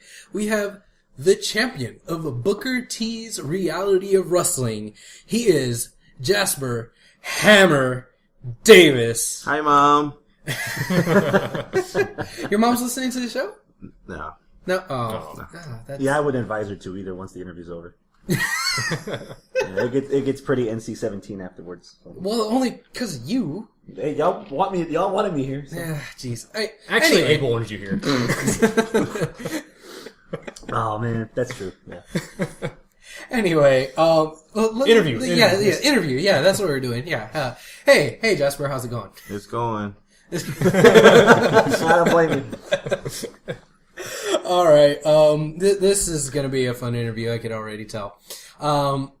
So Jasper, let's get on into it then. I just kind of want to talk a little bit about when you first got into wrestling when you were a kid. Can Chris do the questions? Sure. Let Chris do the questions. Oh Chris? shit! Really? All right. Damn, y'all must have done something to piss him off. You just don't like the cut of my There's no questions on there, Man, Chris. there's not even no. Abel's hasn't write anything. You probably can't read my handwriting. I can. It's Braille. Let's see. So what made you get Chris? into the sport of wrestling? Chris? Yes. Shut up. Great. Well, I guess it's back to me then. Thanks for failing again, Chris. Anyway, so this interview is going to be all about us. I mean, if we don't watch ourselves, so let's focus on you, man. Let's focus on you here. How'd you get into wrestling, man? I got into wrestling around the Attitude Era. Okay. Like, I was never a big fan. Like, I didn't have a Hulk Hogan t-shirt or ice cream or any of that goofy stuff. Like, I was just actually really I was new to cable. And I was flipping through the channels and I was like, holy crap, man, this man just got hit in the head with a chair. This is cool. Yeah. So I started watching wrestling. That sounds pretty cool, and I understand what you mean by new to cable, because I was kind of the same way. I was a little bit... You were poor? Yeah. I wasn't. We didn't have cable. Oh. Well, for whatever reason, didn't have cable. Abel's still poor. Yeah. Yes, I still am. Yes. Still doesn't have cable. I have satellite. It's better. No, it's not. Till it rains. Or a cloud comes over. Did I speak out of turn, or did you still want me to shut up? Yeah, shut up. Oh, jeez. This poor guy. No, he deserves it. Yeah, well, yeah, you're right. Maybe we're trying to get him to do this for like weeks now. Yeah, maybe we should just have Jasper on every week, and he'll just shut Chris up whenever we need him to. We'll just play an audio file. Jasper, tell him to shut up. Jasper the enforcer over here. Jasper the ringtone. Oh, All right, so you got into wrestling during the Attitude Era. You saw, the stuff with Vince and Stone Cold and all that, and then that's when you started getting into it. When did you decide that you wanted to be a professional wrestler by trade? I think it was around 2008. Mm-hmm. I started feeling real invincible, man. By that time, I did martial arts. I got my black belt under Chuck Norris. Wait, what? What? What? You got your black belt from Chuck Norris? Under Chuck Norris. Really? Yeah. The Chuck Norris. The Chuck Norris. The guy that destroyed the periodic table because he only believes in the element of surprise. That Chuck Norris. Okay. All right. Awesome. So, wow, we have a... I feel, intimidated now. Yeah. My sphincter just tightened up a bit. Yeah, just a tad. Okay, so continue, sir. You were... After that, I joined the military in like the 11th grade of high school. And so I did the military. I came back from basic training, finished my senior year, and then shipped off. That point, I was just kind of looking at what was next. And started wrestling. Got into wrestling. Okay, and did you... Where did you train for wrestling? I started down at Tugboats. Okay. Down near Minute Maid Park. Mm-hmm. And then I was really, impatient. I was getting ready to deploy to Iraq. I was like, oh crap, I'm 20. the average black man dies at 21, Yeah. or first in a horror movie. So, and so I was like, oh, I want to wrestle. And I was being used everywhere except for Tugs. And I was like, well, let's go to Books. Let's see what goes with that. So Book throws me in a match and I get crushed. Yeah. But I got a really cool match with Booker T, and then I deployed. Sad face. That is sad face. So I'm assuming you made it back after being deployed. I respawned. Question. I respawned 6 times, but yes, I'm here. Oh, well, that's good. I'm glad you had all those extra lives. Yeah. That's pretty good. It's just like Contra Code. Well, no, I was going to say Call of Duty. You just No, actually, Halo. He's Halo? yeah. Oh, Yeah. okay. Well. This is so ridiculous. I couldn't keep that going. I tried, but I couldn't. You failed. I know, I felt. You've been out of the loop. That's why. Yeah. Can we respond to this interview? So anyway, you got done with the military, you came back, and now, recently, well, not recently, right now you are the Booker T ROW champion. You had a pretty good run, I would say, and you're really Have you over with watched the crowd. any of the matches? Yes, I have. What was your favorite match? That one that you had with Pride. Kermit the Frog. Were you really there? Were you watching? Yes, I was there. Okay. That was also. It was a really, really good You were match. playing Candy Crush, weren't you? You weren't watching that. I was. Are you? Yeah. Temple Run. Temple Run. You're not alive. Yeah. The only part that from the match that I remember is when he grabbed your tights and there was a full moon. Were you looking at my ass? For a brief moment, yeah. He took pictures. Interesting. It was, yeah. Okay. Why do you think he chose you to come to this interview? We said we can do it over the phone. Abel was like, no, we gotta get No, him we in gotta person. get him here. Travis is getting real close to being the lead for this interview. Keep it up, Abel. Keep it up. Oh my god. Oh man. So yeah. Anyway, let's see if we can. Never mind. Good. Must be a ginger thing. That Yeah, must that's- be. It's yeah. gotta be. Yeah. If you would have had him playing Xbox here the entire time, he might have warmed up to you a little. I know. Yeah. Almost warmed up to you a little when you made the Kool-Aid. That was pretty impressive. Did you? Yeah. And then these guys drink it all. Mm-hmm. Yeah. Oh, there's still some left. No, I don't want that now. Oh, okay. You never offered him any. That's bad host, dude. Oh shit, we offered. He didn't want any. I offered him pizza. Look, he filled up on beef jerky and Gatorade, alright? He was full. He didn't want anything else, alright? Leave me alone.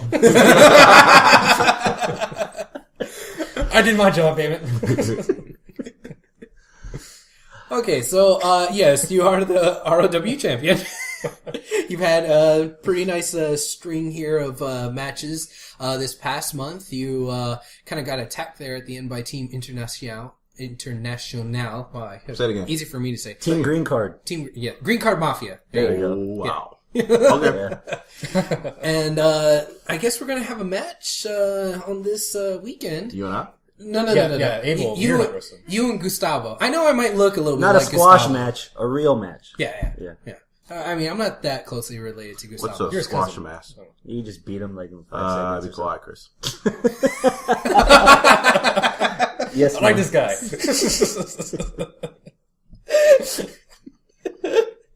I'm trying to put over his match for this weekend. Come on, man. You can keep doing that, and he can keep telling Chris to shut up. I'm liking it. Yeah. Come out to ROW to see Jasper. Tell Chris to shut up. Dude, if you do that in the middle of the match, if he's yelling something stupid at the ring, you just turn around, look at Chris, and go, "Shut up, Chris." I'll make sure to be there so you can do it. But after you're done telling him to shut up, you're going to be attempting to kick Gustavo Mendoza's ass. No attempts. I'm going to kick Gustavo's ass. Okay. You heard it here first. That's a guarantee. Guaranteed. Breaking news. Gonna kick his ass. Have you prepared for any of the rest of Green Card Mafia maybe interfering or getting involved in the match? If anybody from the Green... If anybody from Team International interferes, I'm going to drop the hammer on them, just like I do every night at ROW. There you go. Yeah. See, this guy's focused. He's ready. He's ready for that match, man. It's going to be pretty good. pretty good time. It's going to be for the ROW title. So. You like Gustavo, don't you? Well, he's his cousin, so he's got to. Well, you know. You got the beard and Yeah. the lemon head. And, no? Abel bought him the cheap Lemon suit. head. You know, You bought him the cheap suit, yeah. Yeah, that's from your wardrobe. yeah. It was my tíos. You know, I gave it to him. You know, it's like, here you go. Interesting. You can kind of see the resemblance if you feel like punching him right now for practice. Go right ahead. Please. No, don't, please. I'm delicate like a flower. I can't take a punch. That's why he's in the seats watching you fight, and he's not actually fighting. Right, yeah. So, what else is going on this weekend? I heard something about Channel 39 is going to be there. Yes, sir. Channel 39 will be there at the school Friday. Okay. To kind of film and get a little backstory on the school and book, I'm sure. And then, from what I hear, they'll be at the show too, and they'll be reporting live, you know, Channel 39, you know, to kind of check out the show. Chris, you still can't speak.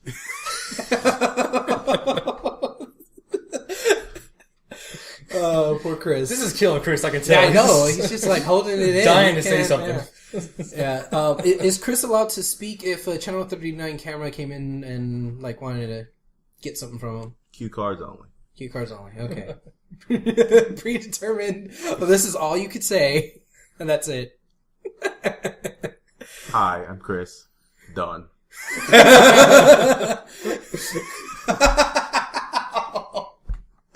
Oh man. So, wow. Come on out and watch Chris not talk to Channel 39 and see if you could get on to Channel 39 yourselves. We're all going to have that match with Gustavo Mendoza versus the Hammer. And there's also, a couple other matches. We're going to have the Lockharts versus Adrian Cristiano and a mystery partner. Ooh. And then we're also going to have the rematch of the Samoan Beast versus Steel. And that was a pretty darn good match from last month. Samoan Beast doing that. I think they're calling it on the YouTube channel the Samoan Salt. I think that's what they're referring to it as. Who made that name up? Did you make that name No, up? I think Adrian was the one who said it. You're this close. Travis, you ready? Not really. Just The keep letting him do Samoan it. Salt. Although, That's what Adrian said. You can't believe what Adrian said. Yeah. All right. Anyway, so come out, check that out. Check out this guy here. He's a very entertaining fellow. And speaking of entertaining fellows, we had ACH on a couple of months ago. Had an interview with him. One of the questions that I asked him was, now that you're in Ring of Honor, who all from the Texas area would you have liked to have taken with you? And he named off a couple of names, and one of those names was, well, yourself. So how you feel about that? I hate ACH. Like, I hate, I'm joking. I love that guy. ACH really, it's really cool that he mentioned me. He, actually motivated me to step my game up and to continue to step my game up. I remember wrestling him once and we were wrestling and this Bucky the Beaver looking dude does the splits on me in the middle of wrestling and completely clowns me. And I was like, you know what? From that point on, there won't be any more of this. There won't be no splits because I'm going to be wrestling. So I'm real happy for him. And like I said, it's pretty cool that he mentioned me in his interview. Awesome. Yeah, I thought it was pretty cool too when he said that. I was like, hey, that's our ROW champion. So that was a pretty neat little moment in HWR history. Over here putting ourselves Say over. that again? Yeah. In HWR history. Say again. I don't know if I can do it again. Okay. Well, he gave me that look, so now I have to. In HWR history. Chris, give it a shot. You're allowed to speak now, Chris. Oh, okay. Shut up, Chris.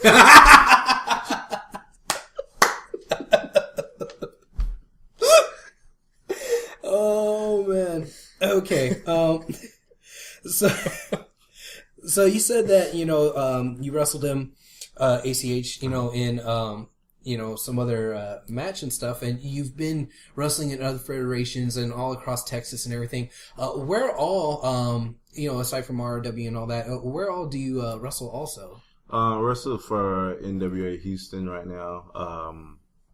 That's pretty much it. NWA and Booker T's ROW. Right now, I feel like those are the two biggest things and best things that are in Texas right now. Mm-hmm. So, I obviously want to be where the best is. I always believe that it was quality over quantity. And a lot of people run out here to all these shows, the flea market and the backyard here and my cousin's house, and they suck. So, if somebody comes out to NWA Houston or ROW and they get to see the Hammer wrestle, that's a pretty neat experience for them, because you won't see the Hammer wrestle at other places. Yeah, you won't even see the Hammer wrestle at NWA. Oh. Yeah, there's a guy that looks just like me, and he calls himself the Name That Entertains, Jasper Davis. There you go. And that's another story. The Name That Entertains. This is pretty entertaining here right now, I would say. All right, so that's what you're wrestling for right now. Mm-hmm. And what would you say are your goals in the wrestling industry? Like, what do you want to do? A couple of years down the line, where do you see yourself being? You see guys like The Miz. Mm-hmm. Guys like Curtis Axel and guys like that. I want those guys' contract. Does that mean I want their contract? You want their spot? Yeah, I don't want to wrestle them. I want to be there and they be gone. You want them to be in a loser leaves town match with you when you win. No, he didn't say no. He didn't want none to of fight that. I mean, no, okay. No. You just want them to be gone. Yeah, let somebody else do the dirty work and let them kick them out. Sure, all right. Yeah, he doesn't care what happens to him. He just wants your spot. Throw that Okay. bar of soap in their shower, whatever. Give me their contract. Do something with it, Jesus. So how do you plan about going about doing that? Just keep learning, man. Keep moving forward. You have doors shut in your face. You have doors open. You have doors you have to kick down. And I won't rob anybody, but but just keep moving forward, man, and learning, and hopefully that being in that right place at the right time, that's all I can do. Yeah. Yeah. Cool, man. Sounds good. Is there anything else that you want to go ahead and just add and just throw in there before we, wrap up this interview time with you? Secretly, I was jealous of Chris's voice, and I didn't want him to speak during my interview.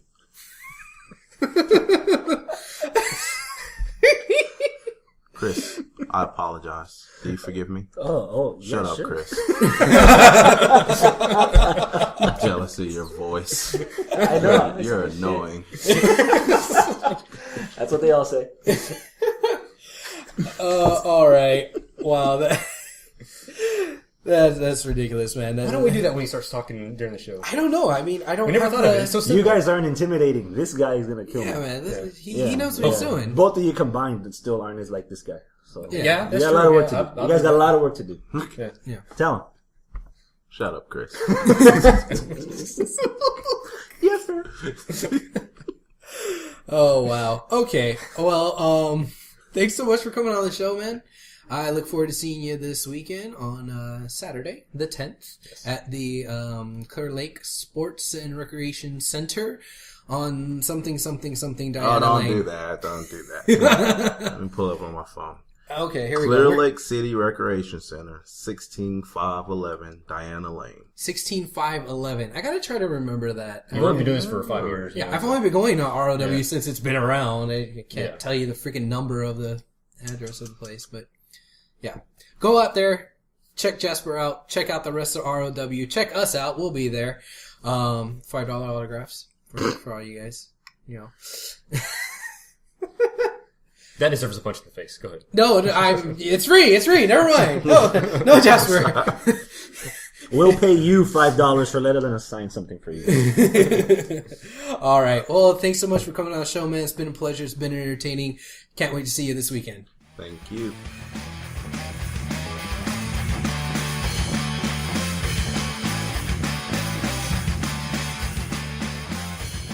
All right. That was our interview with the Hammer, Jasper Davis.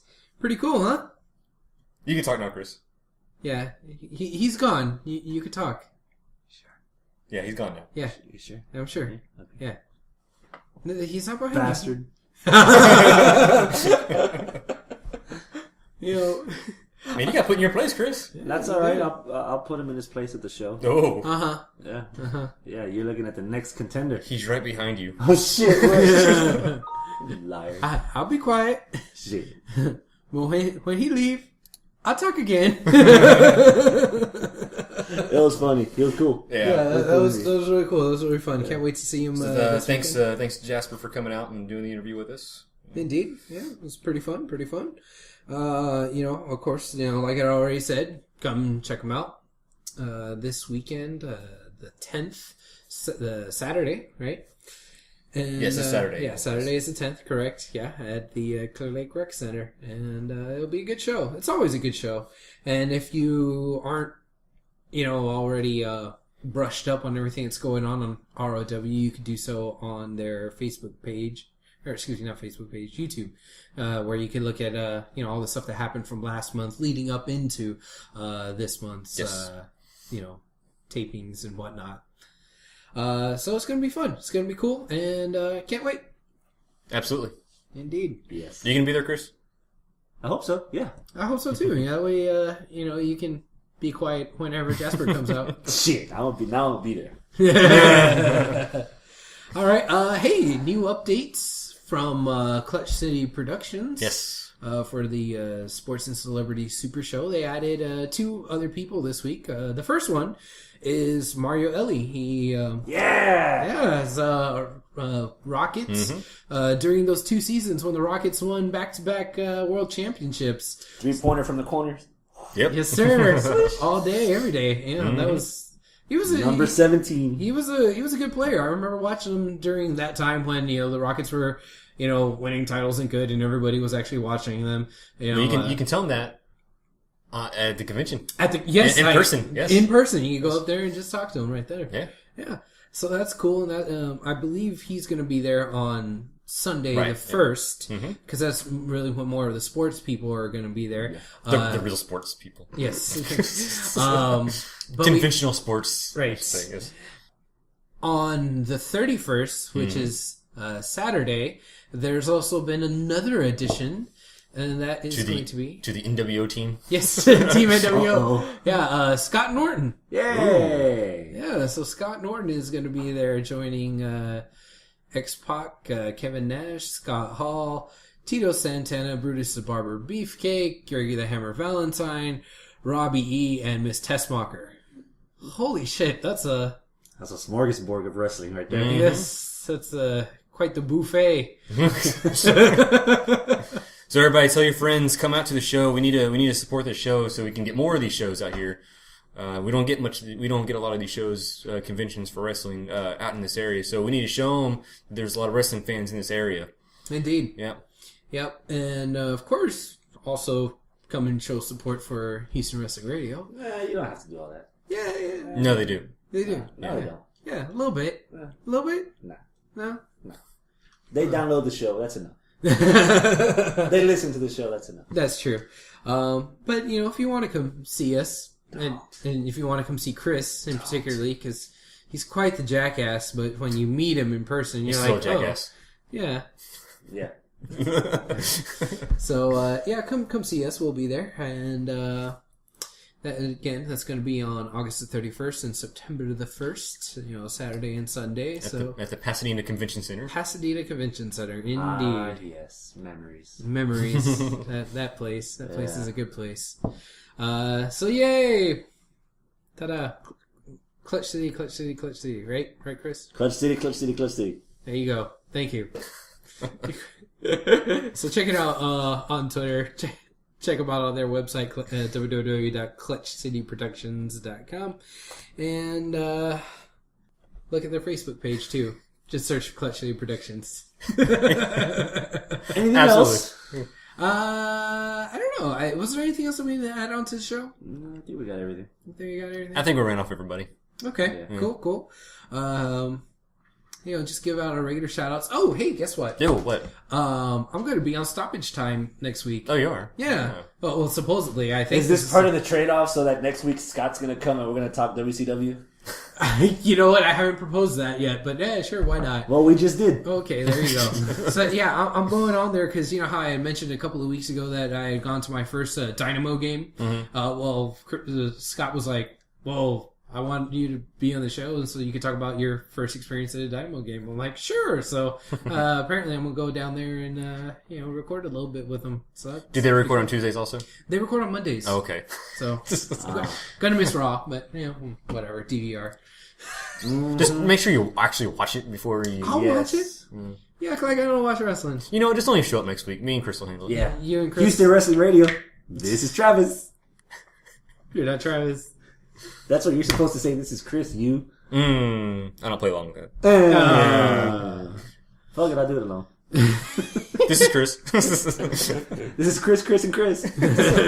Chris in the mornings. I'm alright. How are you doing? We just got done watching something on the YouTube here. Oh my god. Yes. CM Punk's Grammar Slam.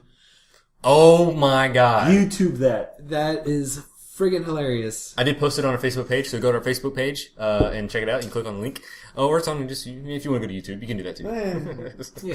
But yeah, check it out any way you can. It's freaking gold. Yeah, it's some brilliant stuff. Basically, CM Punk just reading off a tweet or a letter or whatever that was sent to him that has bad grammar, and he just rips them apart for their bad grammar. It's great. It's educational, too. Everybody needs to see it. Yes, indeed. It's. I don't care if you're a wrestling fan or not. Just it's educational. Yeah, you literally need to see it. See what I did there? Yes. Yes. Okay. You figuratively suck. No. But you literally blow. I hate you, Chris. Figuratively. Oh. So he's telling me there's a chance. Cool points for anyone that gets that reference. Yeah. All right. What else? Is that it for this week, pretty much? Go to our Facebook, go to our Twitter. Check us out on YouTube, on Stitcher, on iTunes, here on the website, HoustonWrestlingRadio.com. Quick little thank you to all the wrestling websites that actually put our interview with Tito Santana up last week. That's true, yes. KayfabeKickout.com. They're always good to us. Our friend Richard Bordeaux up there, he's a good dude, so check out his site. Also, the Wrestling Chronicle. They also have the Pile Jar podcast on there. We're talking about them all the time, but they also ran our story, so thank you so much. And then what was the other one? Russell Chat. Yeah, russellchat.net. Thank you to you two, posting up our little thing there for our Tito Santana interview. Oh, and Wrestling Enigma, too. Did they? Yes. Yeah, Okay. I think they did, too. I sent them an email anyway. I think they did. A whole lot of Way to follow follow up there. up Yeah, that. I know. But, yeah, what the hell? They gave free publicity from us. Okay, so yes, thank you to you guys. And hopefully we'll get some more pretty cool interviews here in the next, so-and-so amount of time. Yeah, we'll figure it out. We'll figure it out. If not, you'll just have to put up with more of us. Mm-hmm. Indeed. So thank you so much. Listen to, other podcasts if you want to. Marking Out's a good one. So's Shining Wizard. So's the Wrestling Chronicle. They're all good dudes. But make sure you listen to us first. Listen to us first. And make sure you check out Our World Order. They're still out on tour. I think they were in Austin this past week.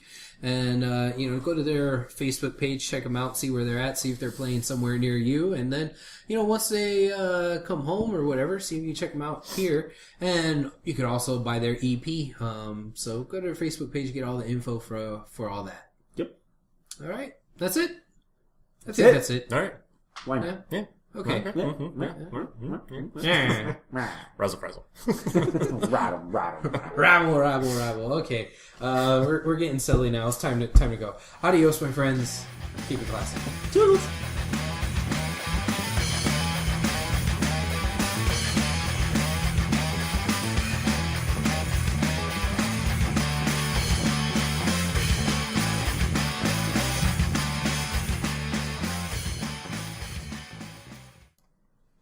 Hello and welcome everyone to the 44th edition. Why are you coughing and burping? Oh my god! Did you do that shit on purpose? God damn it, Chris! Are you still choking? Are you okay? I'll survive. God damn it. Man, he's taking one for the team. He's about to die for this thing. Dude, and I was like really going in there. I thought I was starting off. No, you weren't. Yeah, I was. No, you weren't. You were pretty sucking pretty bad. What are you talking about? Yeah. You're messing up on that intro. Chris saved you, actually. Thank you, Chris, for almost dying for that intro. Okay, go ahead. Are you alive now, Chris? Yes? Yes. Yes.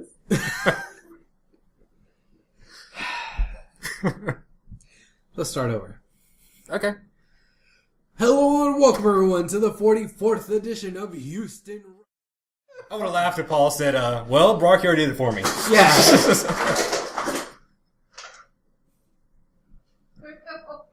Oh, I forgot we're taping this shit. I need a refuel. Well, damn. If he's doing it, I'll do it.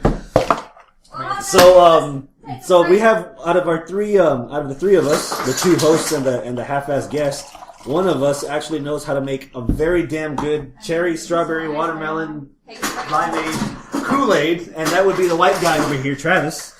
And every once in a while, we don't press pause. We just keep going live because Abel hates going live because he always fucks up, and we like pissing him off, so we keep going. So, Welcome to the show, everybody. yeah. So, yeah, I'm gonna take a page out of Steve Austin's podcast. Just swig for the working man. Yeah, Lesnar. Damn, that storyline. God, it gets better every week. I'm looking forward to that match now more than anything on the What card. are you doing? I don't want to stain my shit. What was it? Kool-Aid. Oh. Look, damn it, Chris. Was it me? Well, I didn't I get tried Kool-Aid. wiping it with my sock. Damn grout. It's your fault for getting cheap grout. I guess I'm going to cut this out and then put it on the blooper reel at the end.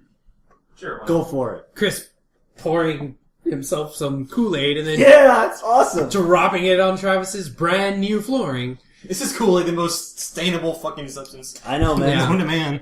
Yeah. Or icy. Yeah. Wow, okay, so, where are we at? I don't know. We were talking about Lesnar. All right, 3, 2, 1. Brock Lesnar promo. Christ. That was wonderful. Bravo! I loved that. Oh, it was great! Well, it was pretty good. Well, it wasn't bad. Well, there were parts of it that weren't very good, though. It could have been a lot better. I didn't really like it. It was pretty terrible. It was bad. It was awful. It was terrible. Get him away! Hey, boo! Boo!